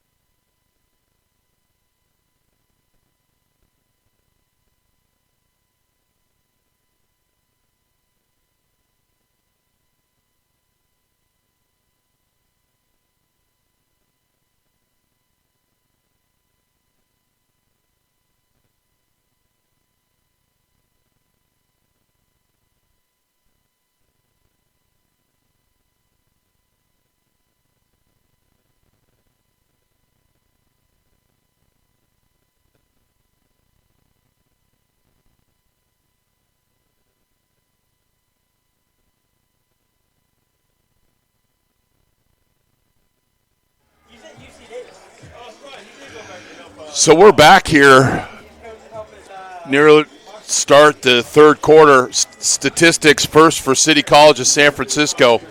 10 first downs. They were only 1 of 7 on third down. 33 plays for 114 yards of total offense. 18 of 60 on the ground. That's good defense by the Pirates. And only 7 of 15 of 54 yards in the air. 6 penalties for City College of 49 yards.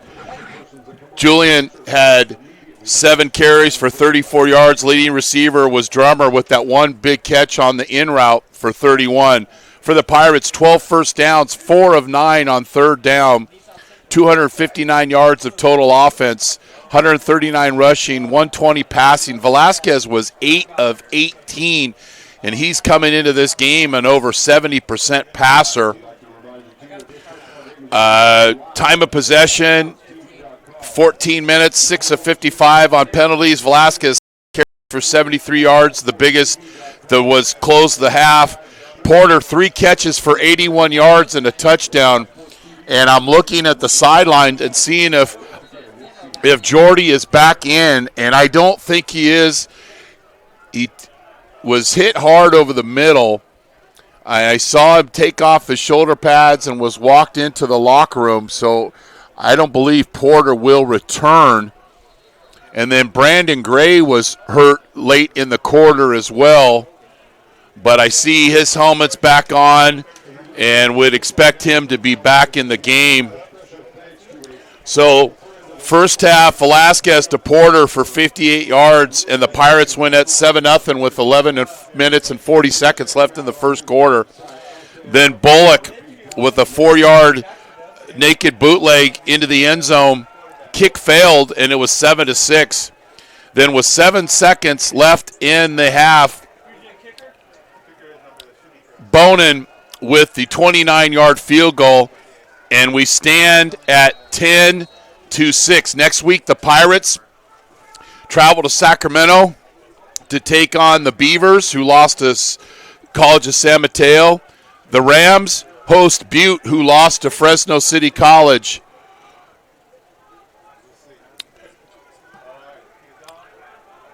Dominic Sue's the kicker, taken at the 4-yard line.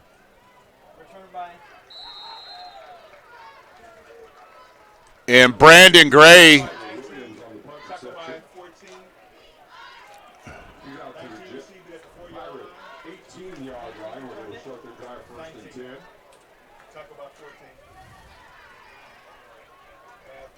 so the Pirates will take over at their own 18-yard line, and a chance with scoring at the end of the half, chance to get winners out and score again.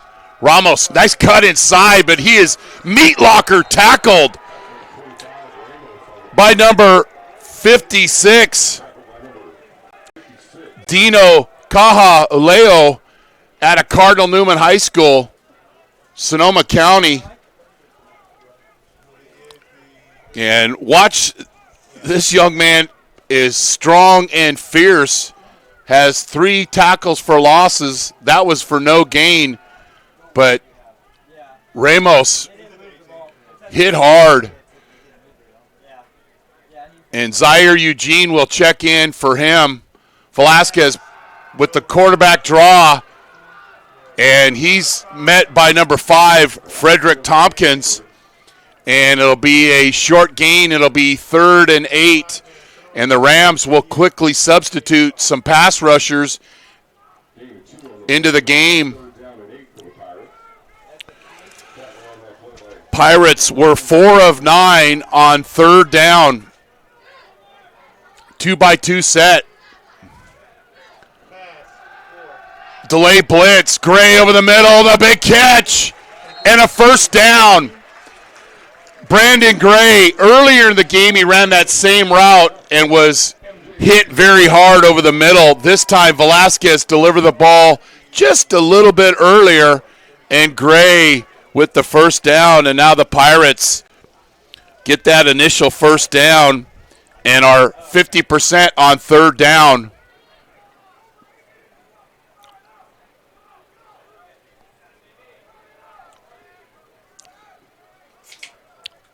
The Rams will press the outside receivers. Ramos, there's that crease and showing a lot of patience.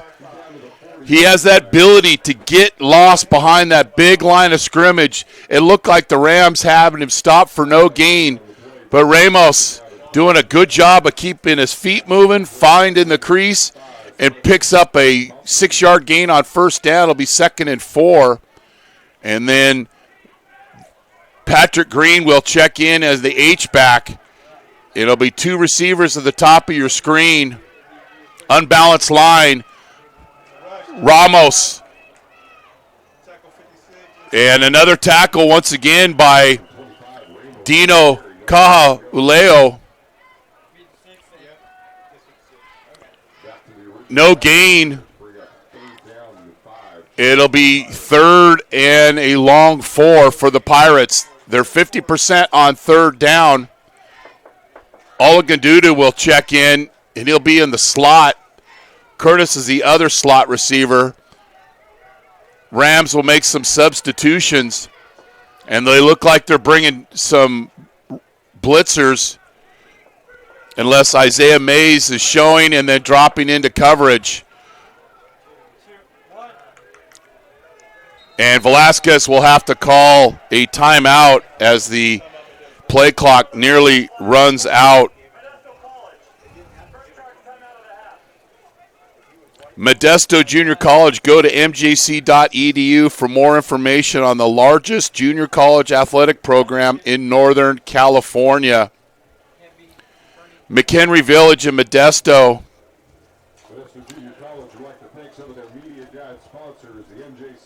Quality, style, selection. It's simply a matter of taste. Wonderful shops, fine dining, and more in a garden setting. A tradition of excellence since 1953. McHenry Village. Big Island Movers is a fully licensed and insured full-service moving company in Modesto. For 10 years, they've provided friendly, reliable moving services in Central California. With over 30 years total of moving experience and a wide range of services to meet the ever-changing needs of our clients, Big Island Movers is your go-to for professional prop moving services. A loyal supporter of Modesto JC football, Big Island Movers, Kai Mana, wanna move ya. Thanks to Joe and his family for their continued support of Modesto Junior College football on NorCal Sports TV. 3rd and 4, Velasquez to Gray, and it's complete. Gray, I don't believe he was ever down. He kept running, but we've got a Rams defensive back that's hurt. But watch Gray come back to this football. Gets his hands on it, was never down. And nice gain for the Pirates, and they are in Ram territory, and the ball will be spotted at the 43, and there will be a timeout on the field. Play that video. You're watching Modesto Junior College football on NorCal Sports TV.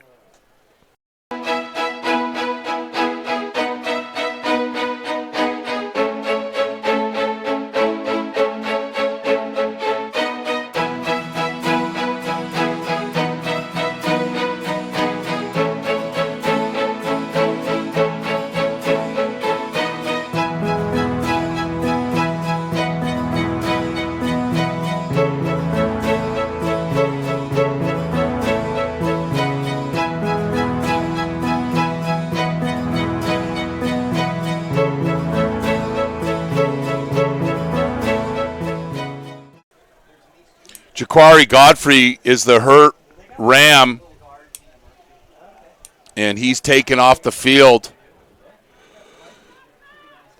So Brandon Gray, who was blocking in the first half and catching balls in the second half, that's his second chain-moving play for Gray. Pirates scored on their last drive of the half. Fake screen, and then after the injury timeout, the Pirates called for the procedure. Anderson Grover called for the penalty. He's done a good job, but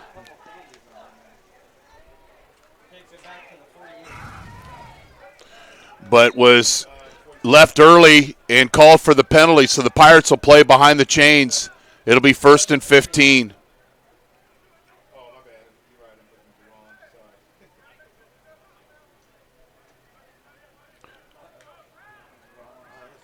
Ramos will check in for Bass. Offset to Velasquez right. 2-by-2 set for the Pirates. 1st and 15.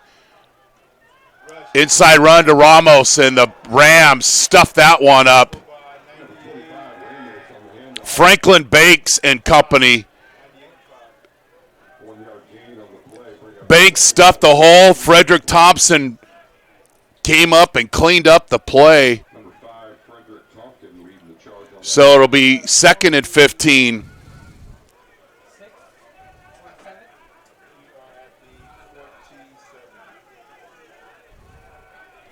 So it'll be 2nd and 7. Velasquez doesn't escape. And Frederick Tompkins with consecutive plays gets Velasquez.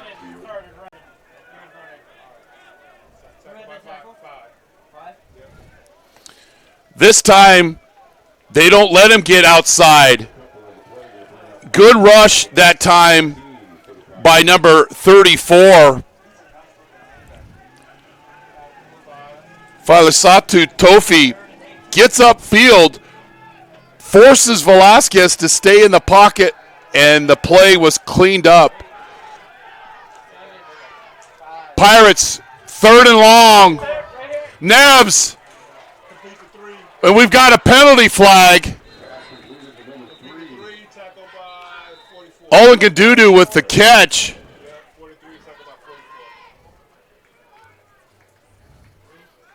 And see if this, I believe it's going to be on Fresno City.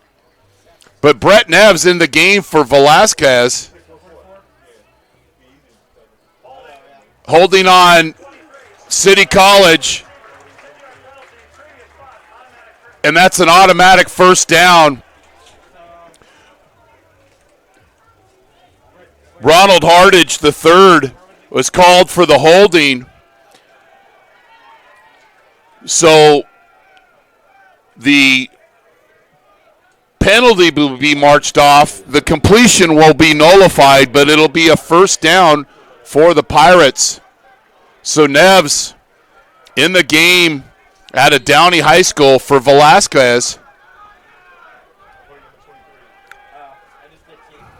He's 2 for 3 with 2 touchdown passes. Play pass.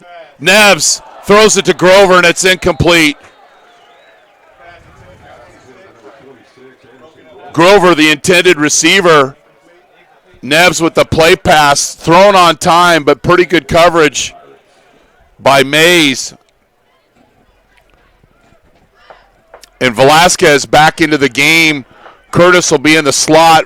Grover is outside of him. Olo Gundudu at the bottom of your screen in the slot. 2nd and 10 for the Pirates.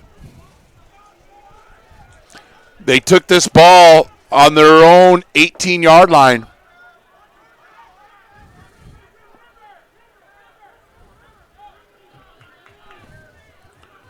Pirates get it off just before the play clock. Velasquez sitting in the pocket.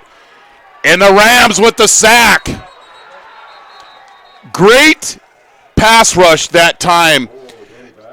A great example of doing your job and staying in your rush lanes with the Rams. As they're rushing, see how there's that pocket? And then who's the finish? To Darius Patterson with his 5th sack of the season.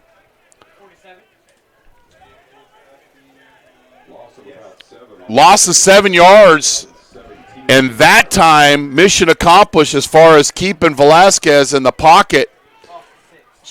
You slow play it, and then Patterson with the finish. 3rd and 15. Wheel route out of the backfield. He's picked up. Velasquez will scramble. And he's sacked again.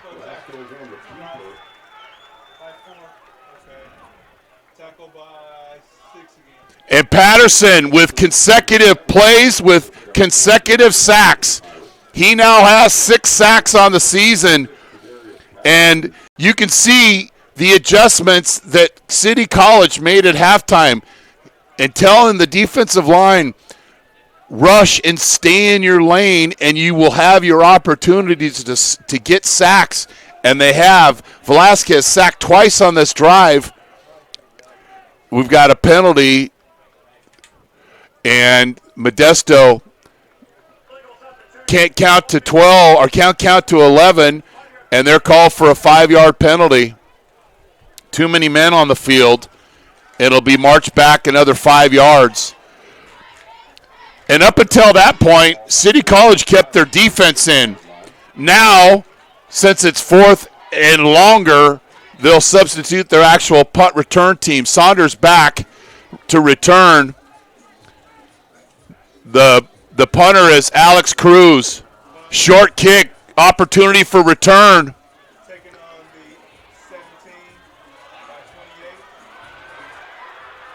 Saunders picks up about an 18-yard return.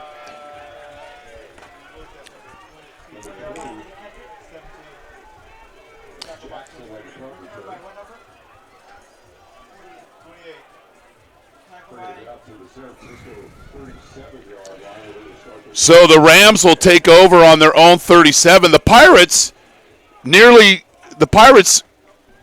ran 7 minutes off the clock to start the third quarter, but made the investment, but weren't able to cash in on profits.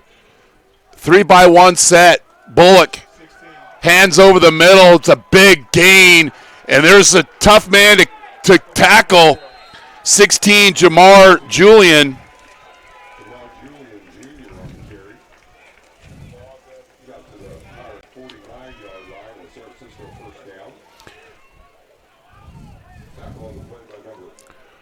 So he picks up a nice chunk, and all of a sudden the Rams are in Pirate territory. Great opportunity to play pass here. Bullock at quarterback. And that's back to pass. Deep ball. He's got a wide open receiver. You got to beat the one-on-none. And Robinson was wide open, and Bullock just overthrew him. And knowing Coach Collins, 1st and 10, time to take a shot, called the right play. It just did not get executed. So it'll be 2nd and 10. Bullock is now 7 of 16.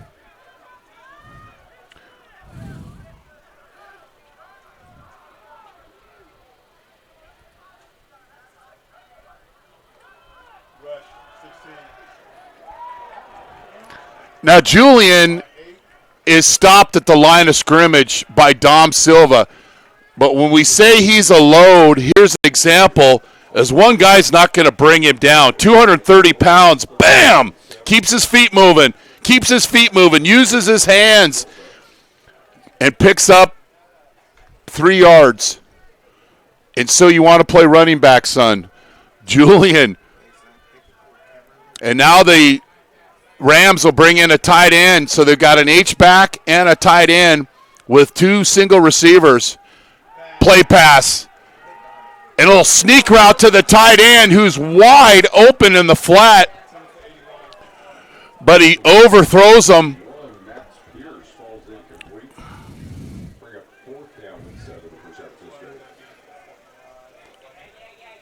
So Max Pierce is wide open in the flat, but overthrows him. It's 4th down. Now the Pirates are a little confused. The Rams are going to go for it at midfield.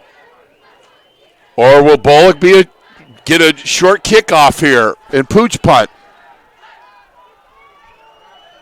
No, he's going to go back to pass. The Pirates blitz. Deep out route, and it's dropped.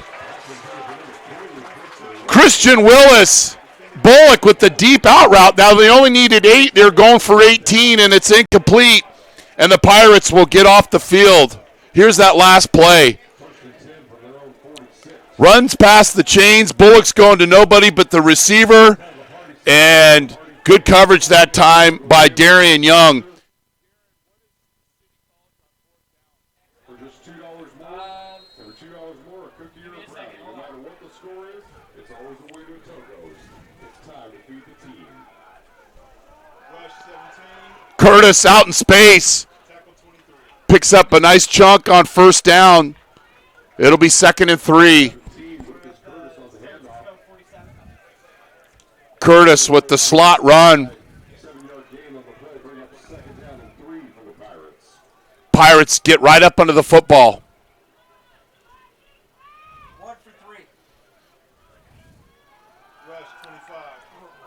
Ramos. And I'm going to get clarity. Is it Ramos or Ramos? Ramos with a near first down. It'll be 3rd and short. Now in old-time football, this would be a quarterback sneak, but when you're in the shotgun, it's not always so easy to convert. Do the Pirates take a shot and go for it on 4th down, or does Velasquez just run it himself? Leaps a player inside the 25, down to the 24. Watch Trenton Holloway from Clovis North and Fresno come up and try to make a tackle, and Velasquez goes Ronaldo Nehemiah with a hurdle right here. Pretty run by Velasquez. Google it. Last week was Fran Tarkenton. This week it's Ronaldo Nehemiah. And I don't even know if he was a hurdler. Might even been the wrong reference.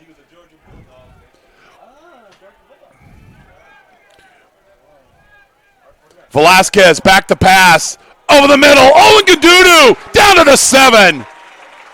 The old Allie McBeal skinny post to Tommy Owen Gadudu. And Velasquez on time. And Owen Gadudu with his 5th reception of the season. And the Pirates are inside the Ram 10-yard line.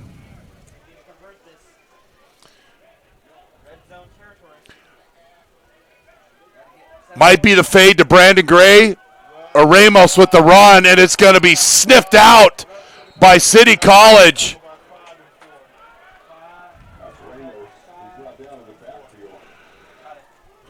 So watch the athletes run to the football.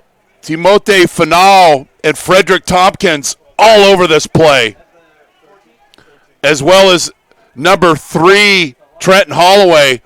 Now, if the Rams are going to be that aggressive on defense, the play pass ought to be pretty good. The red zone has not been so friendly to the Pirates. Play pass. Velasquez throws it complete down to the 1-yard line. Owen Gadudu with the catch, and the Pirates will quickly substitute and go tempo here. 3rd and goal from the 1. And they'll go heavy set with Hansen and Green and run in 2 extra offensive linemen. The Rams will substitute.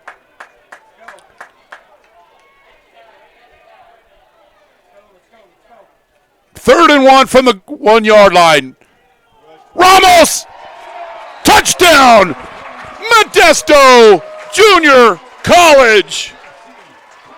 54-yard drive culminated by a Ramos a la Marcus Allen over the top run. The leap of faith, and it's good. So MJC, with their 3rd consecutive, they scored at the opening or the last drive of the first half, had a long drive to start the second half, didn't score, but then go 54 yards, and they now lead City College of San Francisco 17-6.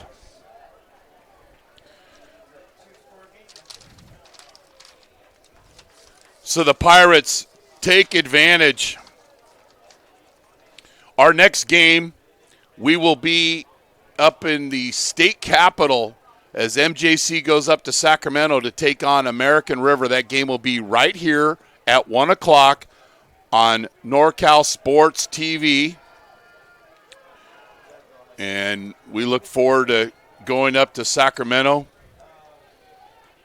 and support all of our partners, Modesto Junior College, McHenry Village, Big Island Movers, American Asphalt, FitPro GO, Sonora Conference Center, and we'll tell you more on our next break about the NCS TV Summer Basketball Camp.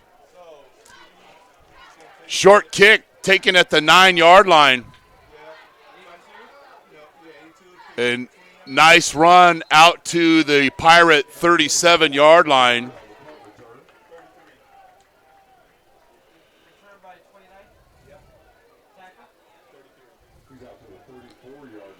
So the ball would be spotted at the 34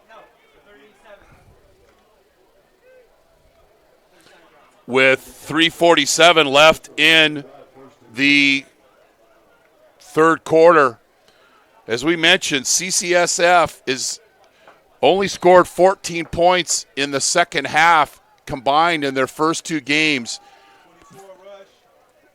Nice defense by the Pirates.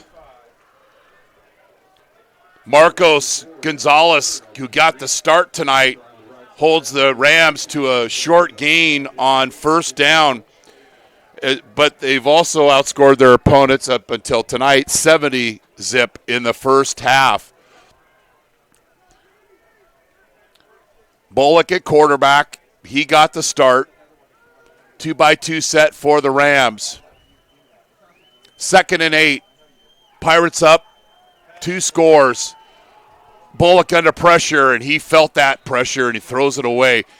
That was what we audible to. We call it stripes. It's all go. And it was well defended, and the Pirates sent an extra rusher that time, and Bullock felt that pressure, and it'll be 3rd and 8. Now, a lot of times after a pressure, Coach Collins will come back to a draw or screen. We'll see what the call is here.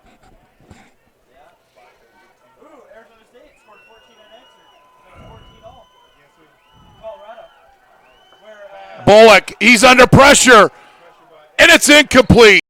Dom Silva, Ferengi Manululelu get the pressure. Now, there's an example of a pressure, but doesn't come up with the sack, but Bullock feels it immediately. Silva comes through, Ferengi comes through, and the Pirates get off the field on 3rd down. City College is 1 of 8 on 3rd down tonight. Coming into this game, they were 9th in the state at 44%. Not tonight, because they haven't faced a defense like the Pirates.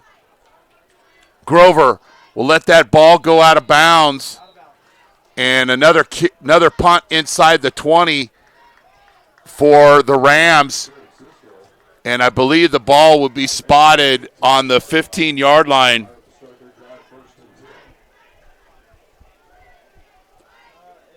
.255 left. Pirates scored on their last drive, 64-yard drive, culminated by a Ramos 1-yard run.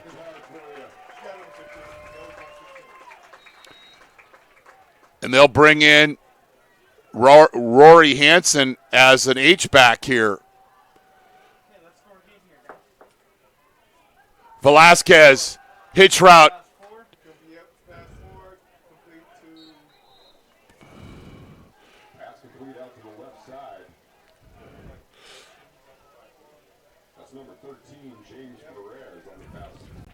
So another receiver gets into the action tonight. James Perez, as Jordy Porter is out of the game. Perez steps up and runs the short 5-yard hitch And it's a 5-yard gain, 2nd and 5 for the Pirates. So Perez steps up and makes the first down catch. Unbalanced line for the Pirates. They'll run the fly sweep to Curtis. Nice move to get to the outside. Good block by Brandon Gray, and it'll be a Pirate first down. 10-yard gain, but watch the ability of Curtis setting up his blockers with this little move right here. That's a pretty gain. And Brandon Gray out there moving the chains and also blocking for his teammates. What's best for the team? Love that about Brandon Gray. Velasquez with the keeper, and he's met rudely by the Ram defense, and he's tackled for a loss. And once again, number 6, who's got a couple of sacks tonight, Tadarius Patterson with the play. He ran that down from the backside.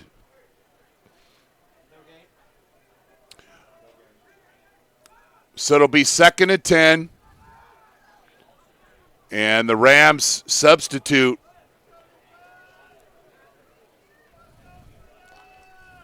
I'm Chris Babcock. Thanks for joining us here on NorCal Sports TV.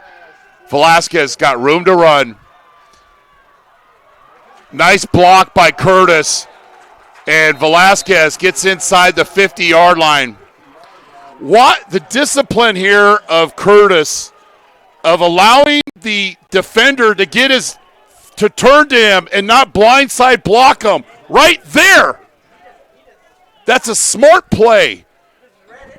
Most of the time at the junior college level, the guy wants to go for the decapitator and gets called for the 15-yard penalty.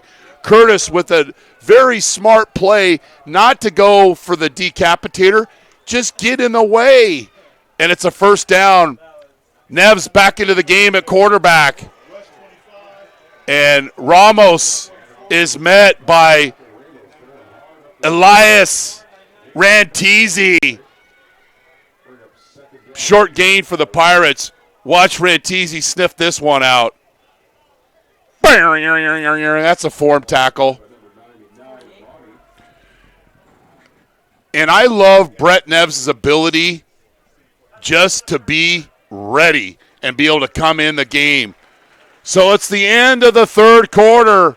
Modesto Junior College leads 17-6. NCS TV Summer Basketball Camp 2020. NorCal Sports TV is proud to bring you their summer basketball camp that is years in the making. Set in the beautiful foothills above Sonora, this camp will provide an unparalleled experience for our campers. Go to NorCalSportsTV.com/camp for more information. I want to thank all of our partners. Modesto Junior College, go to mjc.edu for more information on the largest junior college athletic program in Northern California. McHenry Village, quality, style, selection, a tradition of excellence since 1953. Big Island Movers, you go to for prompt and professional moving services in Modesto and beyond. American Asphalt, taking care of business in Northern California for 35 years. FitPro GO, the most delicious shake ever. Don't those look delicious on ice? Who will be our FitPro GO player of the game? Stay tuned for our post-game. Sonora Conference Center, 4 unique rooms for your meeting or event in historical downtown Sonora.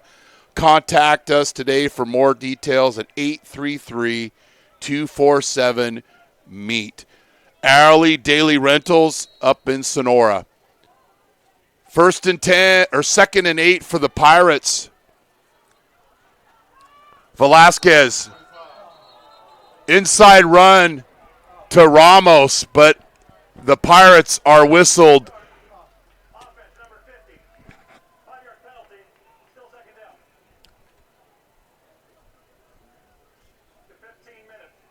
Paul Soy Lofa is called for the procedure. And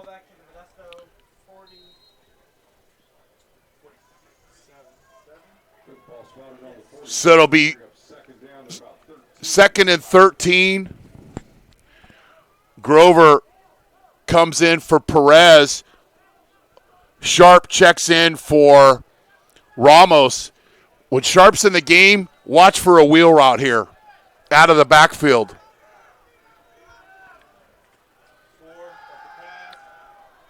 Corner route.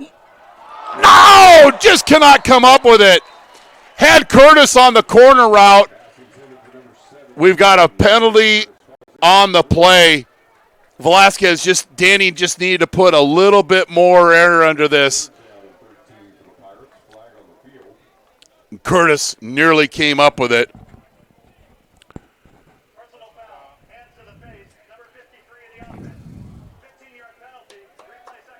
Daniel Salanoa, I think it's about the 5th penalty whistled on the interior offensive line on the Pirates, either a holding, legal hands to the face, leaving early Shirley, better known as a procedure. So Coach Stivers going to the bottom of his play sheet, which has no plays for 2nd and 2nd and 28. The last thing you want to do if you're the Pirates here is to force the ball. You will live with punting the football here. You don't want to turn it over and give the Rams a short field. Velasquez, he's got the 9 route and pretty good coverage that time.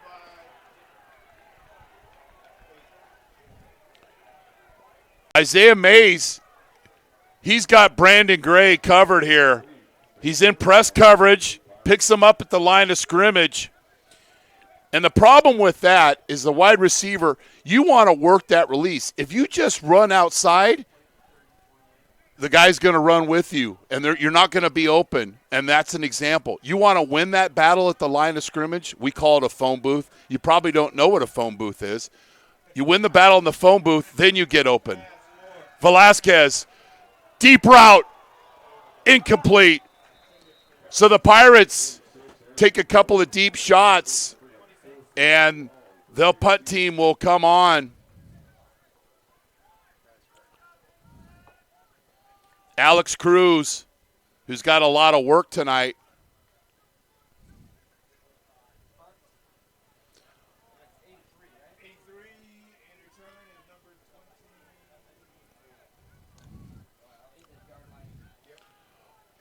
I believe it's Oliver Saunders back to get this punt.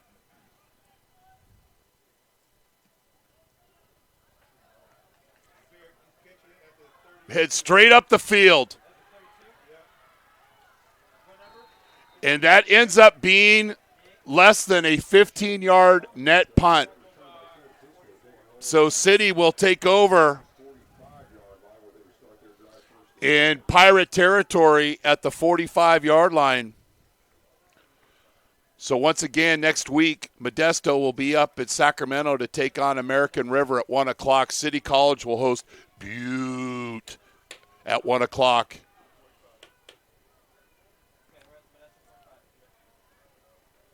Rams continue to play with an H-back. 2 receivers at the bottom of your screen. Bullock at quarterback. Was hurt late in the first half against Sierra and has come back to get the start tonight. Inside run, and he's met by 4 Modesto JC tacklers.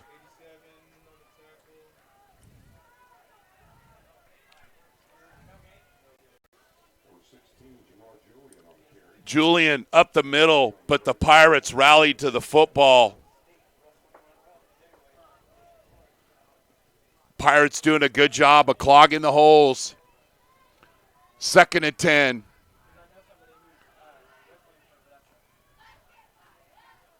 Rams out to the flat, and he just steps out of bounds. Roderick Gaskins makes the catch, and it'll be 3rd and 4 for CCSF. Quick in and out of the huddle. 4 down territory. Bullock. Nice route completed, and the chains move. Gaskins with another reception. 12-yard gain. And the Rams at the Pirate 27-yard line. In and out of the huddle, not wasting any time. A lot of football left here. Bullock all day to throw. Throws a dime out to the left flat. I thought the wide receiver caught the ball and went to one knee, but wasn't ruled down. And the reception is made by Ezra Grace out of Honolulu, Hawaii. And the Rams are inside the red zone. Pirates will try to substitute. Rams are on the move. Down by 11. Bullock will sprint right. Touchdown, City College. Roderick Gaskins with his third reception on this drive. And he finds the end zone.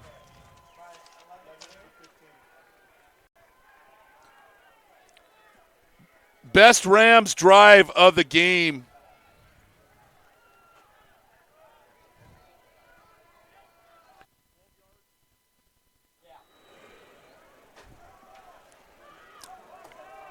And the Rams, Rams missed the extra point, so now they're going to go for two.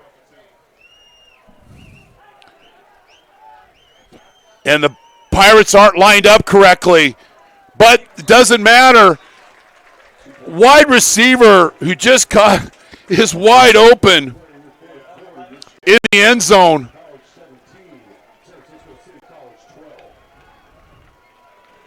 All by his lonesome, but Bullock couldn't see him. So the 2-point attempt fails, and the Pirates lead 17-12. So that's a 55-yard drive that took 1 minute and 50 seconds.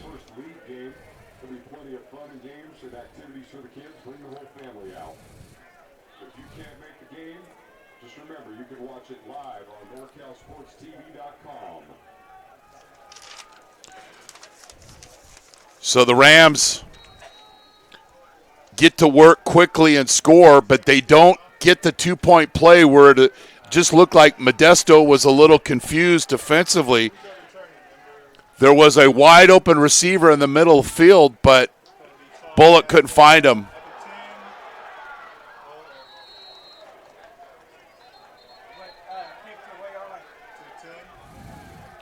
So it's been a pretty clean game, but things are starting to get a little chipalicious, if you know what I'm saying.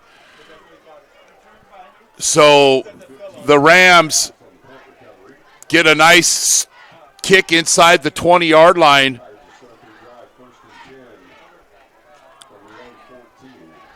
.12:41 left in the fourth.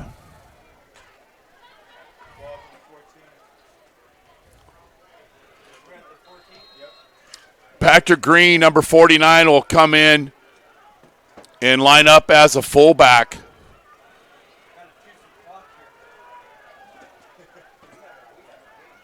Rams playing man-to-man coverage with a single high safety. Ramos picks up 6. Good gain on first down.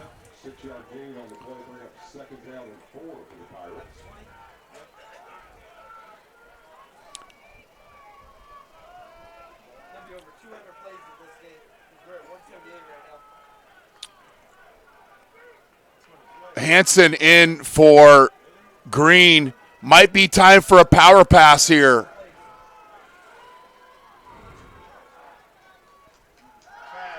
Fade route. And then I believe we have an illegal man downfield for the Pirates. So Gray was the intended receiver, but one of the Pirates' offensive linemen was 5 yards downfield.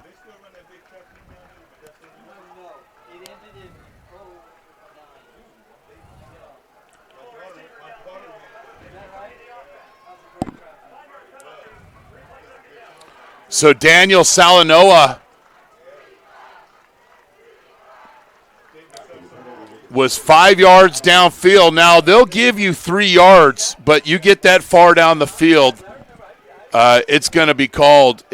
If you're engaged with a player and you're blocking him downfield, that's different, but he wasn't engaged, and the umpire called it, and it is 2nd and 9 for the Pirates.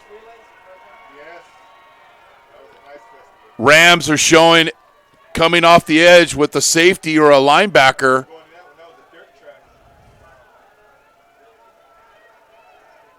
And they bring that linebacker. Velasquez escapes and picks up 7 yards. I don't even know how he got out of that mess. So it looked like Velasquez was going to get sacked, but then all of a sudden you see 4 scamper out of this big group of linemen. So he keeps playing the game. And I was talking with Coach Stivers this morning. I said, the game is going to be won in the end of the 4th quarter. Who is going to be in better condition?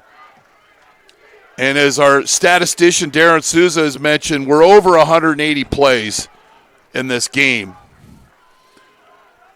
Rams will press the receivers. And Curtis is called for the procedure. So the Pirates get the initial first down, but 2 mental mistakes. Illegal man downfield, and then Curtis leaving early, which appeared to be a crisscross route, but will be nullified, and now it is 3rd and 8. Now, Velasquez has got out of the pocket a couple of times, has been able to make some plays, but for the most part, the Rams have done a good job of keeping him in the pocket. They're not going to let him sit back there and find a wide receiver. Velasquez is sacked again. And then, is it a fumble? Holding on the Pirates. It'll be declined.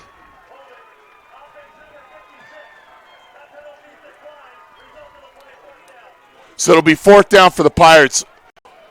Watch the pass rush here.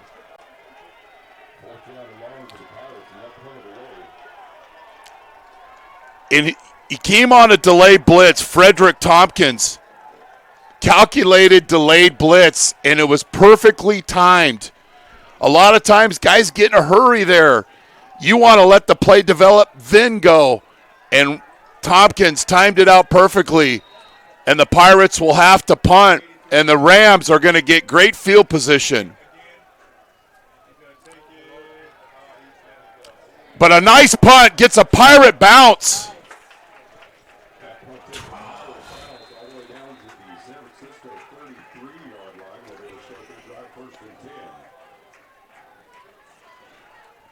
So over a 40-yard punt that time, well needed for the Pirates. And Bullock and company will come back onto the field with an opportunity with a touchdown to take the lead. They'll get the ball with 10:42 left on their own 37, and credit the Pirates punt team that time. Flipping the field. Nice job by Alex Cruz, kicking it away from the returner, getting the favorable bounce, and it's 1st and 10. The run game has been non-existent in the second half. Dom Silva with the tackle for no gain. Watch the defense seal the gap. Silva sniff it out. And him and Farangee, Manu Lelelu and company are there for the TFL. 2nd and 11.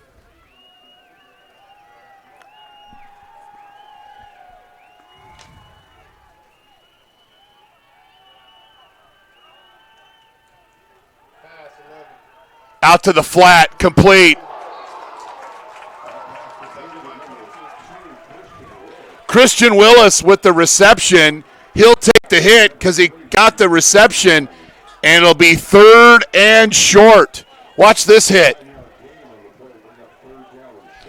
But if he wraps him up, you get that hit, and then you get the hit when you land on top of him. We kill that one hit, get a hit free. 3rd and 2. I like the shoulder hit. But, boy, if he wraps up there, you have a chance to maybe cause a fumble. Rams go ace formation, double tights. Inside run.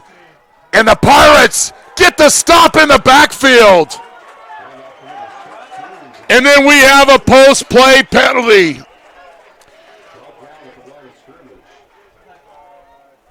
I believe Demetrius Gutu was a little aggressive after the play, and I think will be called for the 15-yard penalty.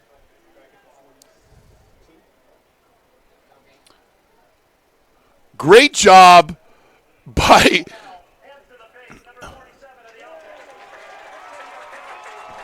So it's not a personal foul. It's hands to the face. But watch Marquand. Marquand Whittington did the best thing. He just stood there and took it. Didn't retaliate. Took the penalty. And it'll be 3rd and 17. And we apologize.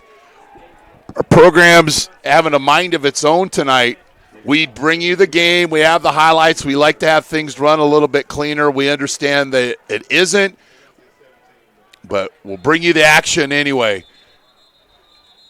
So it'll be 3rd and 17. And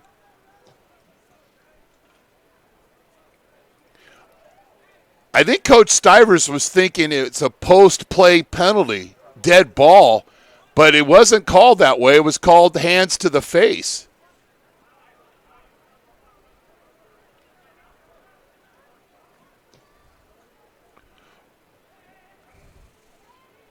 So just a reminder, next week we'll be here live at American River at 1 o'clock.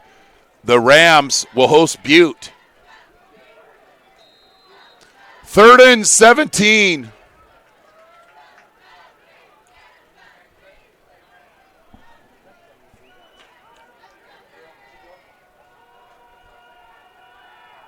Bullock back to pass. Domsill under the rush. Deep downfield. Incomplete. Good defense that time by the Pirates. Kendrick Bond with the pass defense. But watch Dom Silva come off the edge and Bullock feel the pressure.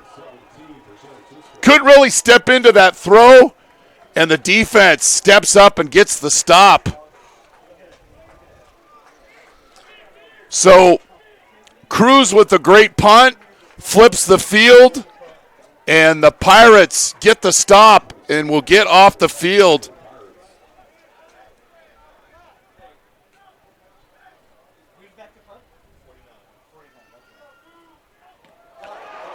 It's blocked. Now the Pirates want to stay away from this football. Just tackle and get the ball there. But number 17. Is that Cameron? No, that's Lucas Curtis with the block. Number 17. Watch him come off the edge. And who didn't do his job?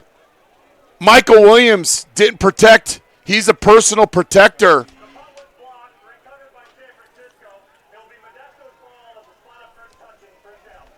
So the Pirates will take over with the block punt.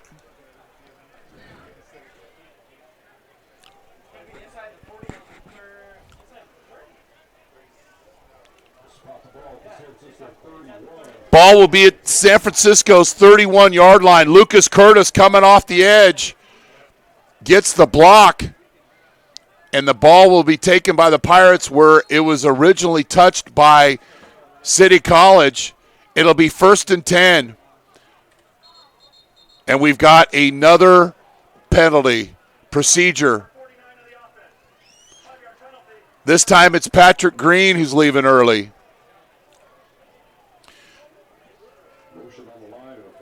So the Pirates will be behind the chains once again, 1st and 15.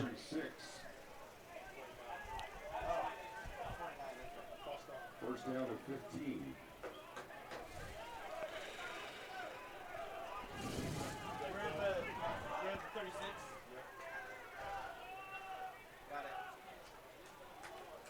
Velasquez, deep downfield,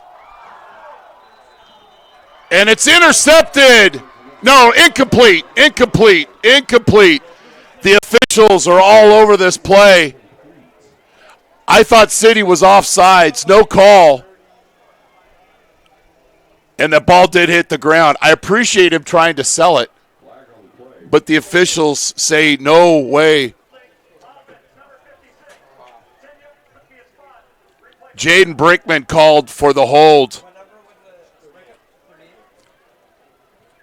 So the Rams with a number of sacks tonight, and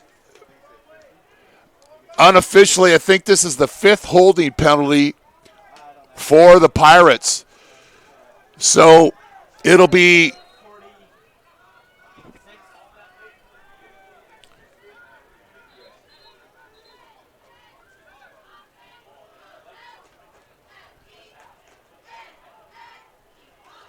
so off the block punt, the Pirates are going the wrong way, Jim Marshall. Google that. It's 1st and 25. Just have a positive play with no penalties. Nice tackle in space.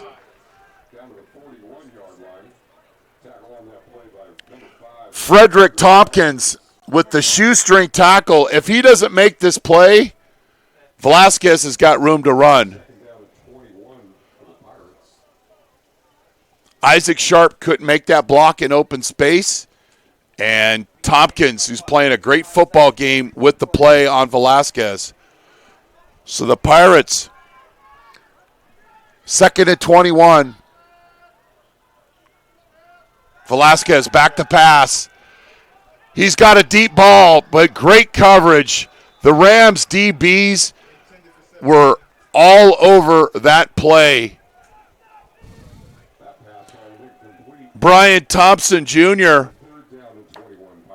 with the coverage on Lucas Curtis. So it'll be 3rd and 21, and with the incomplete pass, stops the clock. But it's tough to run the football, 2nd in a quarter century.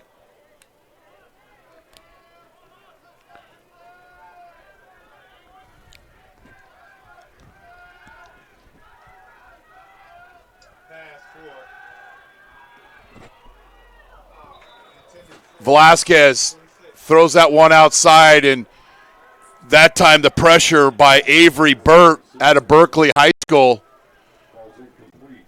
It's a nice pressure on Velasquez. And the Rams ran a little end tackle stunt, and I know the coaches worked on that during the week, but the Pirates did not pick it up, and Velasquez was hit hard on that play. Cruz to kick. And this will be spotted inside the 10-yard line all the way down to the 5. Unofficially a 37-yard punt. Well done. Cruz has been the weapon for the Pirates the last couple of possessions. So 7:21 left. It'll be 1st and 10 from the 6-yard line. And the Rams have to go 94 yards to score a touchdown, which they need to take the lead. They missed the extra point in their first score and then went for 2 in their second score and missed that. Bullock at quarterback. He'll sprint right.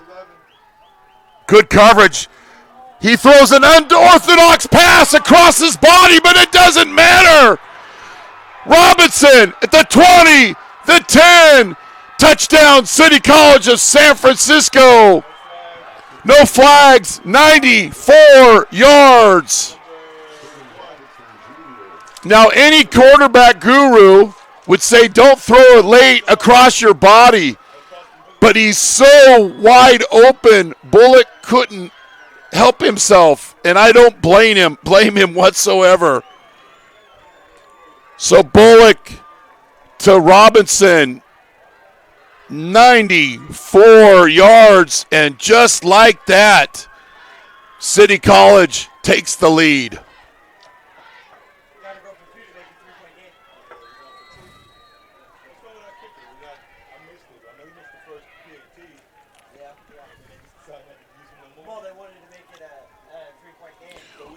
Bullock to Gaskins, and then Bullock to Robinson, 94 yards. And we'll watch the replay after this two-point attempt. Bullock throws the sneak play, and it's deflected into the end zone. Good job by 22, Darian Young, and a third. But I think we've got a penalty flag.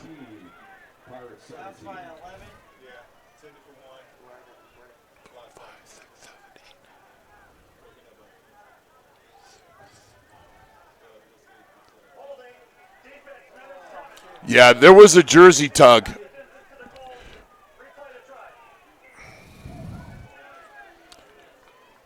So another two-point attempt. Bullock had time.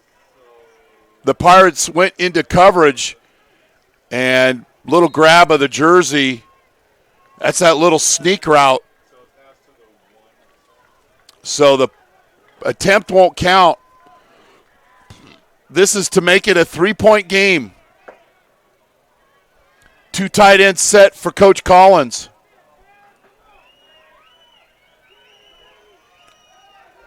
Bullock into the end zone. Two-point conversion. 81, Max Pierce out of Gilroy. Little tight end sneak here. Shows block. And goes uncontested for the two-point play.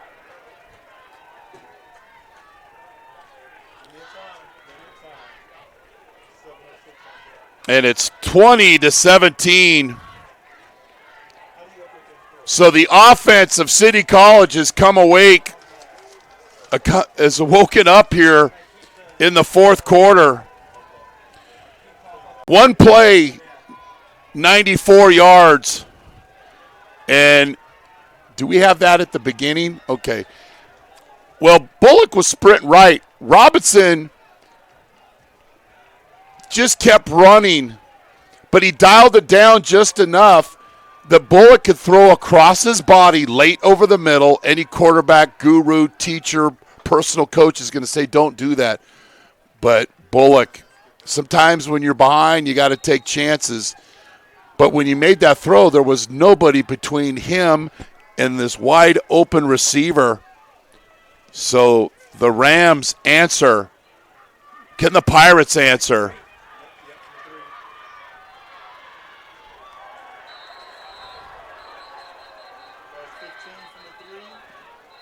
Bass with the return. He's ruled down, and the Pirates will take over on their own 11-yard line. You can't hesitate when you return kicks. You got to go fast, no breaks. So the Pirates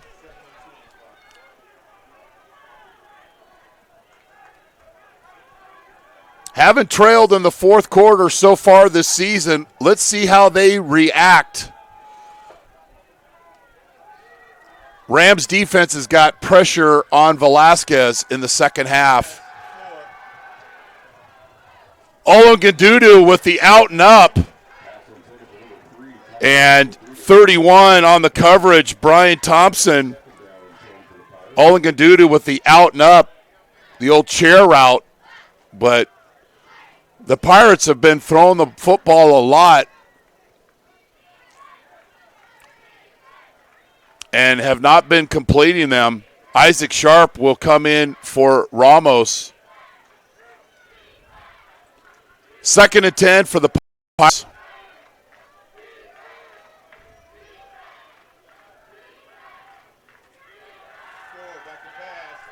Velasquez to Sharp, and he picks up 1 yard. Good job in space by the Rams defense. Sharp might have an opportunity for a big play, but couldn't keep on his feet, and the Rams rally up on the tackle. He's been all over the field in the second half, Frederick Tompkins. So another 3rd and long for the Pirates.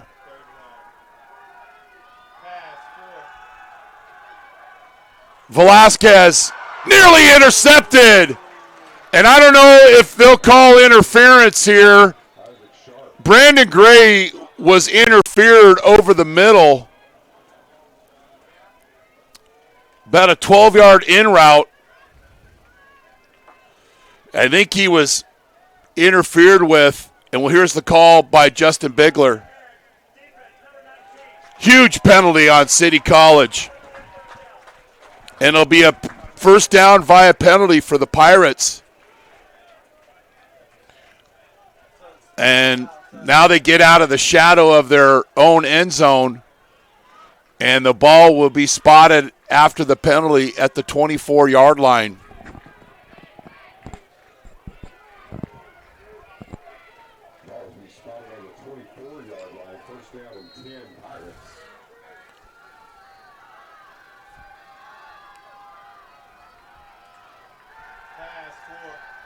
Velasquez escapes from the pocket. Hurdles one guy. Doesn't hurdle that guy. Holy cow. Timothy Fanau with the hit. See, when you jump one hurdler, somebody is there to crush you right here. Fanau did not stop. He kept running to contain. Velasquez with a positive play, though. 2nd and 7. Rams showing blitz.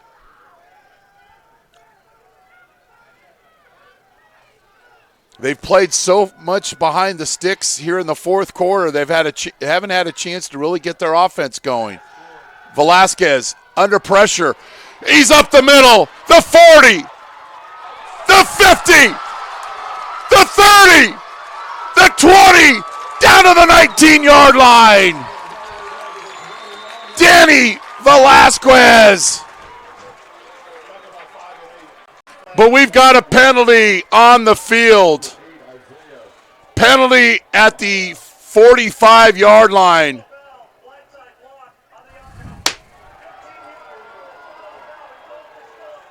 It's a first down, but you can't blindside block.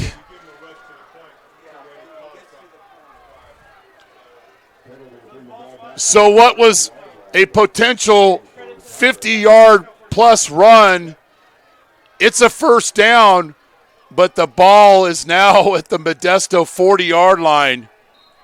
I didn't get a number on the block, the crackback block, but you got to be more disciplined.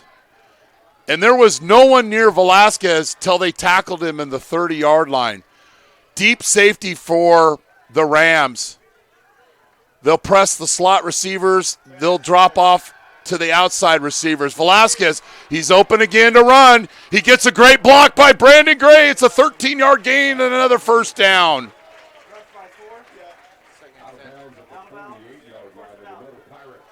It's an 11-yard gain versus a 14-yard gain, but nevertheless, the Turlock alum, he breaks contained, and it's a bad situation for City College.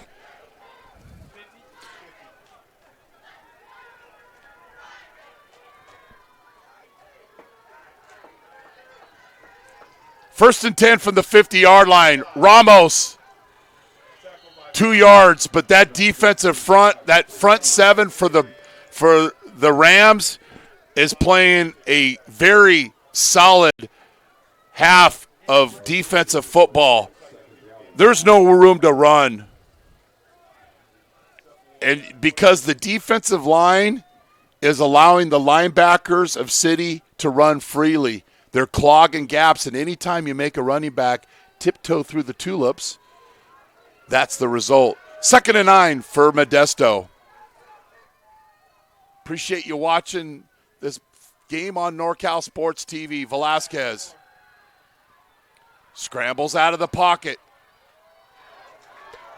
and picks up enough for a first down.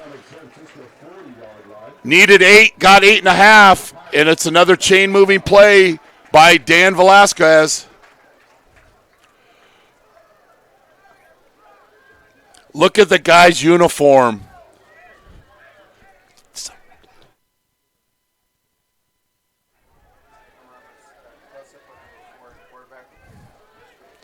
So you want to play quarterback? Look at Velasquez. Grass, dirt, sweat, tape ripped. Leader of this ball club. Fly sweep. Curtis turns it upfield inside the 30, down to the 28-yard line. Consecutive plays, consecutive first downs for the Pirates. But they have not been very good in the red zone this season. They need 3 to tie. They need a touchdown to take the lead. Nearing the 3-minute mark in the fourth quarter.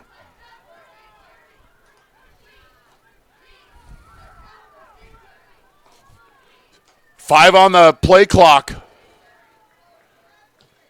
Ramos up the middle. Picks up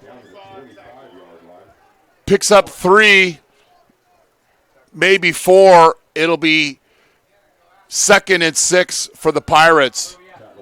And the Pirates will line up immediately on the football.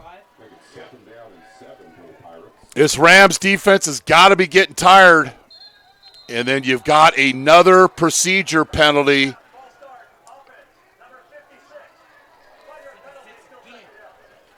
Jaden Brinkman, with his second penalty, had a holding call earlier, then called for the procedure. And the Pirates will be marched back and be playing once again behind the chains. 2nd and long 12.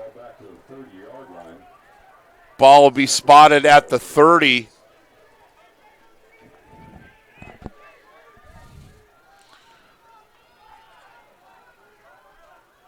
Green checks in at H-back.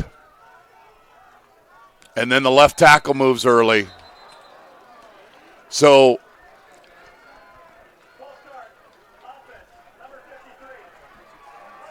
Salanoa called for another penalty. We're well over 200 plays. Both teams are tired. But so many mistakes from Modesto. And you're running out of opportunities. Under the 2-minute mark, the Pirates have 2 timeouts. 2nd and 17. Ramos offset to Velasquez right. Back to pass, has time. Scrambles out of the pocket. Pirates call for another holding penalty. And then Velasquez is crushed. City College breaks their discipline. They've showed so much discipline tonight, but not on that play. And Velasquez is crushed on the sideline, and he gets back up, and the officials are checking with him. And runs out of the pocket. He's going out of bounds. And then number 5, Frederick Tompkins. So there's a holding penalty on the Pirates. I'm almost positive of that. And I'm sure there's a late hit on City College. So we'll see how Justin Bigler and his crew decipher this.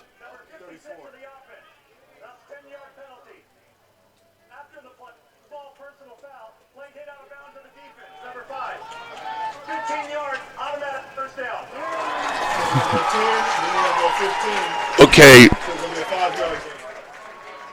So if you're San Francisco, it's gonna be, the worst case is gonna be like 3rd and 17, And if you take the penalty, it'll be 2nd and 27.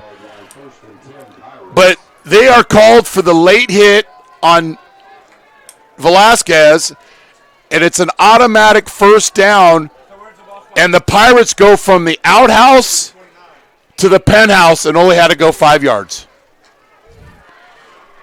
So 136, Pirates have 2 timeouts. A field goal will tie it. And Danny Velasquez is going to be one sore Pirate tomorrow morning.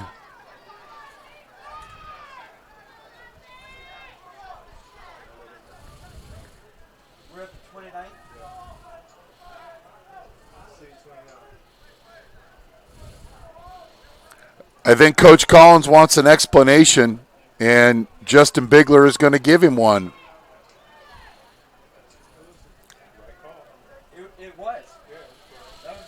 But a little bit of discipline, and right now it's either 2nd and forever or 3rd and forever for Modesto.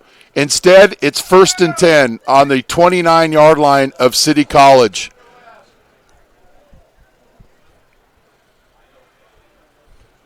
And I know what Tompkins is thinking.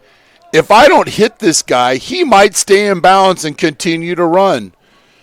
It's not like he hit him 5 yards out of bounds, but he was going out of bounds and called for the penalty.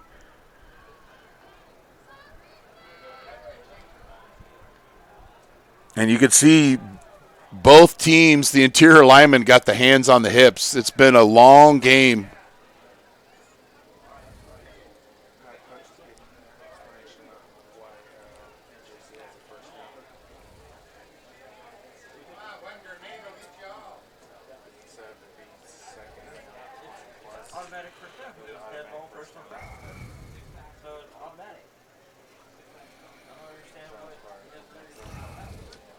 So while the officials are working this, let's give some scores from earlier today. CSM beat American River 42-10.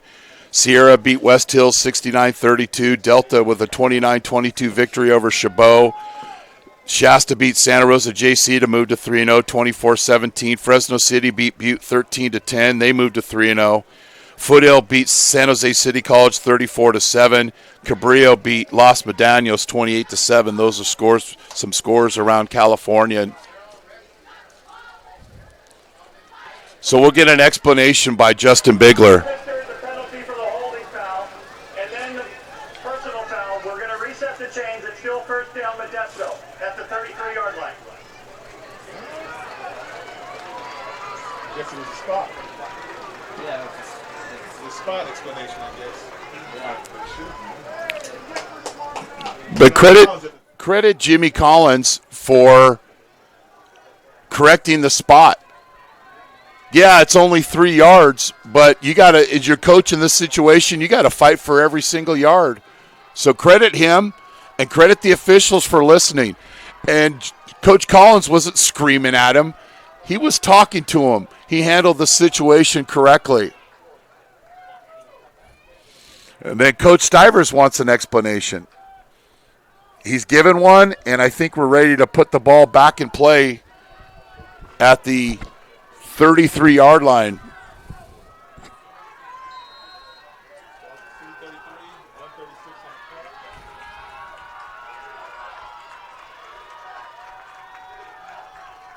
Velasquez back to pass, heavy rush, and threw that one short.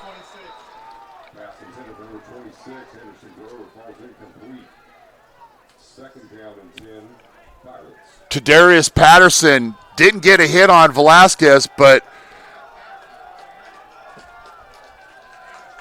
I think Velasquez hit Patterson's helmet on the release. So it'll be 2nd and 10, and Brett Neves will come in at quarterback. Late substitutions for the Rams. They're going to bring the house here. Ramos stepping up to protect his quarterback. Neves back to pass. It's a completion! Down to the 8-yard line. Anderson Grover with the catch. We've got a flag.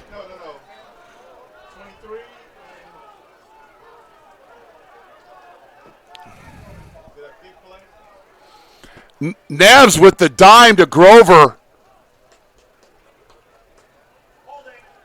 Holding on City College. That'll be declined. But credit Brett Neves coming in. And Grover with the catch. And he's down to the 7-yard line, and Coach Collins will call a timeout. Let's watch that one again. Neves comes in for Velasquez, throws the dime to Grover, does a great job of coming back to the football. Gray with a nice block, Curtis with a nice block. And Neves always has his helmet off, always ready to come in on any situation. And 1:23 left. Graves caught that, right? 26?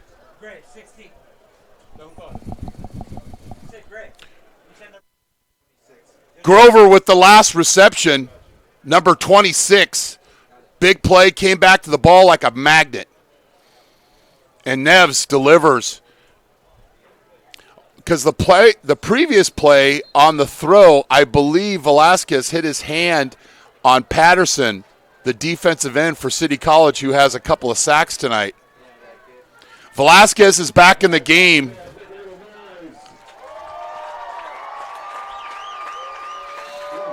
I don't know why you want to make noise. Your team has the football, but nice crowd on hand tonight here at Modesto. 1:23 left. Ramos down to the 1. And then Coach Collins calls his second timeout without hesitation. So it'll be down to the 3-yard line. Ramos with the run up the middle. And Coach Collins with the quick timeout.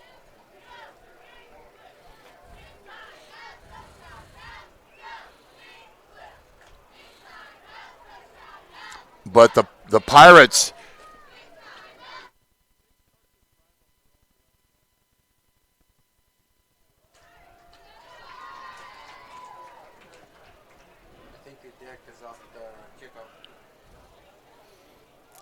I believe the Pirates started this drive on their own 11-yard line. And it was 7:02. And they've worked nearly 6 minutes off the clock.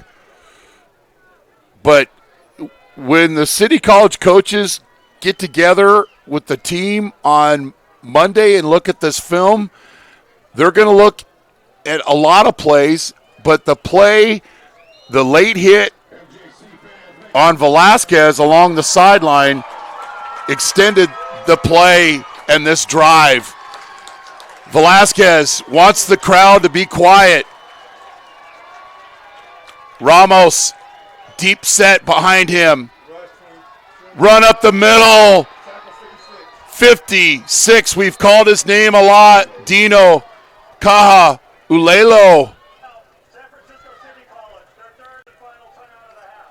Watch 56 beat his blocker on this play on the edge of your screen.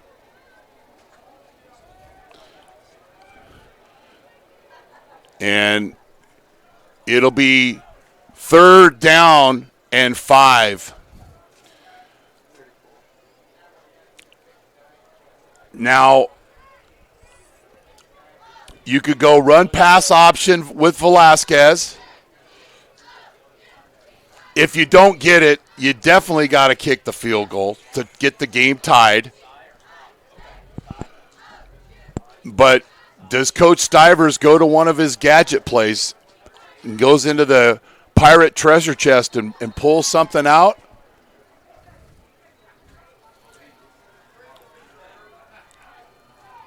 Curtis, Gray will be the receivers at the top of your screen. And Patrick Green is in at H-back. Do they run a little sneak pass, little sneak power pass to him? You'll find out. Thanks for joining us here tonight on NorCal Sports TV. 3rd and 5. Bootleg. Yes, they do run the play to Green, but they throw it to Gray. Touchdown! Modesto Junior College. It was the power pass to Green, but Gray ran the down and out to the sideline. And it's a touchdown, Modesto Junior College. See, Green slips out of the backfield. He's covered, but Gray is wide open because they saw that play run last week for a first down. 5. So 5-yard touchdown reception by Brandon Gray. And the extra point is missed. And it's 23-20. City College has one timeout. No timeouts for City College. Velasquez to Gray. Gray's 4th touchdown reception in 2 weeks.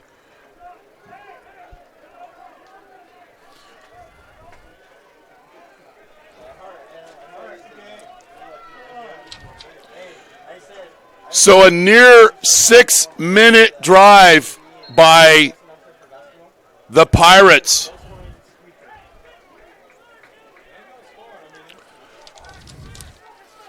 (23-20).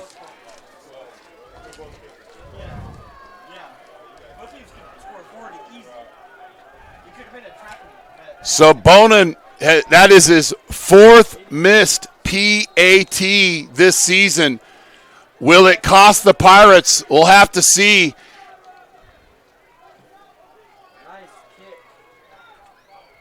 Taken at the 14-yard line. He's got room to run. Shoestring tackle.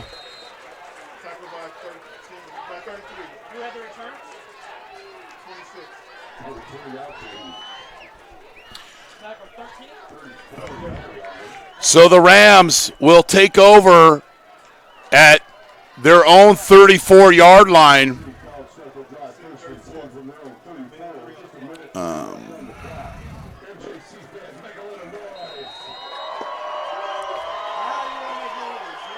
Now, Dominic Souza's made his one field goal attempt. Robinson with the 9-yard catch and the sure tackle.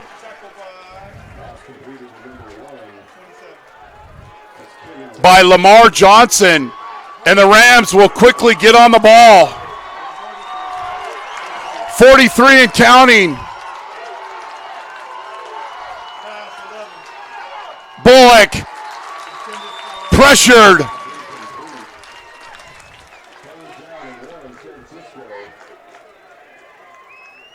Josiah Maava with the pressure here at the top of your screen and forces Bullock to get rid of that pass. It'll be 3rd and 2. 3-by-2 set. Empty backfield for City College. Bullock, out route, complete, first down, Christian Willis. Willis with the gain. Ball at the 50.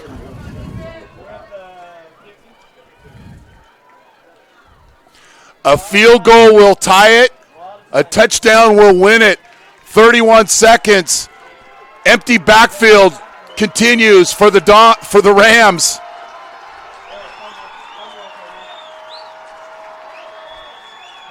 Pirates rush 4. Bullock down the middle.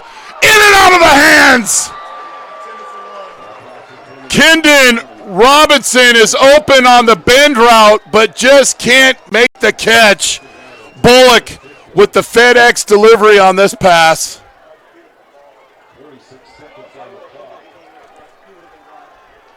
And it's incomplete, 2nd and 10.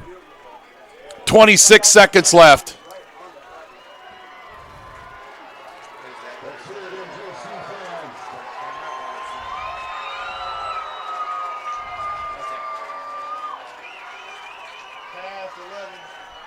Bullock to the sideline, intercepted!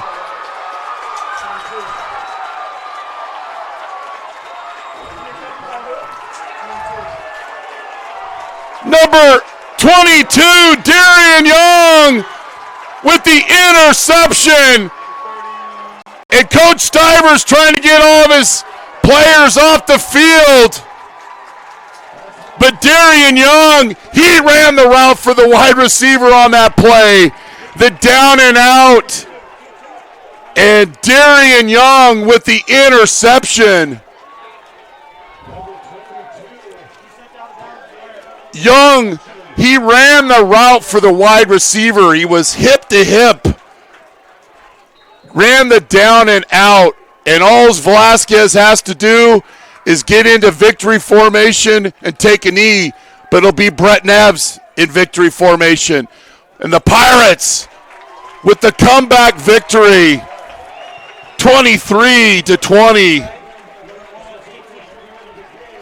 And the Pirates move to 3-0, and they make it 2 wins in a row over the Pirates. Play that video. Play this video.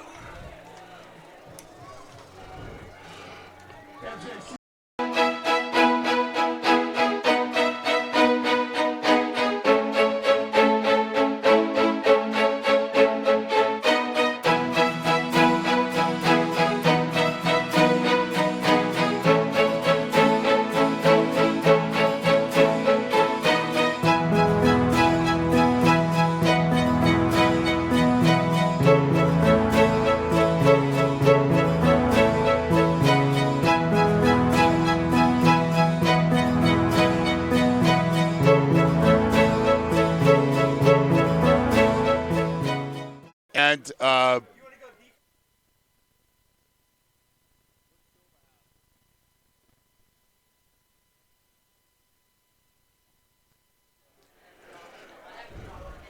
so the Pirates with the 23-20 victory, and will be at American River next week at 1 o'clock. We could give our FitPro GO player of the game to a number of players. Dominic Silva was all over the field defensively. Darian Young with the game-clinching interception. Brandon Gray with the game-winning touchdown, blocking guys in space. But he just kept drives alive, and that is number 4, Danny Velasquez. And I know he'd probably give this award to his offensive line or his receivers, but you got to give it to Dan Velasquez with the FitPro GO player of the game. And we'll have a post-game interview with him that we're going to post on Twitter. But the Pirates with the 23-20 victory over City College of San Francisco, and they move their record to 3-0. But once again, Danny Velasquez wasn't his best game. He was off mark on some passes, but when the Pirates needed him the most, he was there to execute. But this City College team is young. This is their first loss. They've got a big schedule in front of them. They host Butte next week. And who knows if these teams will meet again. But quick scoring recap. Velasquez to Porter for 58 yards. Pirates went up 7-0. Bullock with a 4-yard run, but the kick failed. It was 7-6. Bonin with the field goal right before the half for the Pirates made it 10-6. Then Ramos with a 1-yard run over the top made it 17-6. Bullock to Gaskins for 12 yards. The 2-point attempt failed, and it was 17-12. Then Bullock to Robinson for 94 yards made it 20-17. City College of San Francisco. The Pirates got the ball on their own 11-yard line with 7 minutes and 2 seconds left. They nearly took 6 minutes off the clock. They were assisted by a late hit penalty, which was an automatic first down that extended the drive, and then Danny Velasquez took over from there. But a big pass in that drive from Brett Neves to Grover got the Pirates inside the 10-yard line and eventually got the win for the Pirates. They are now 3-0. They hadn't beat City College since 1958. They beat them in December of 2018, and they come back and defend their house and get the victory. So we'll close things out here from Modesto Junior College Stadium, where MJC beat City College of San Francisco 23-20 to move their record to 3-0. Our next Modesto JC football game will be next Saturday, September 28th, as the Pirates travel to the state capitol to take on American River College at 1 p.m. You've been watching NorCal Sports TV. Thanks to our crew, Joseph Yanez, Aramis Yanez, Zach Polson, our statistician, Darren Souza, and our director, Luis Rangel. I'm Chris Babcock here in Modesto. Good night, and thanks for being on the show.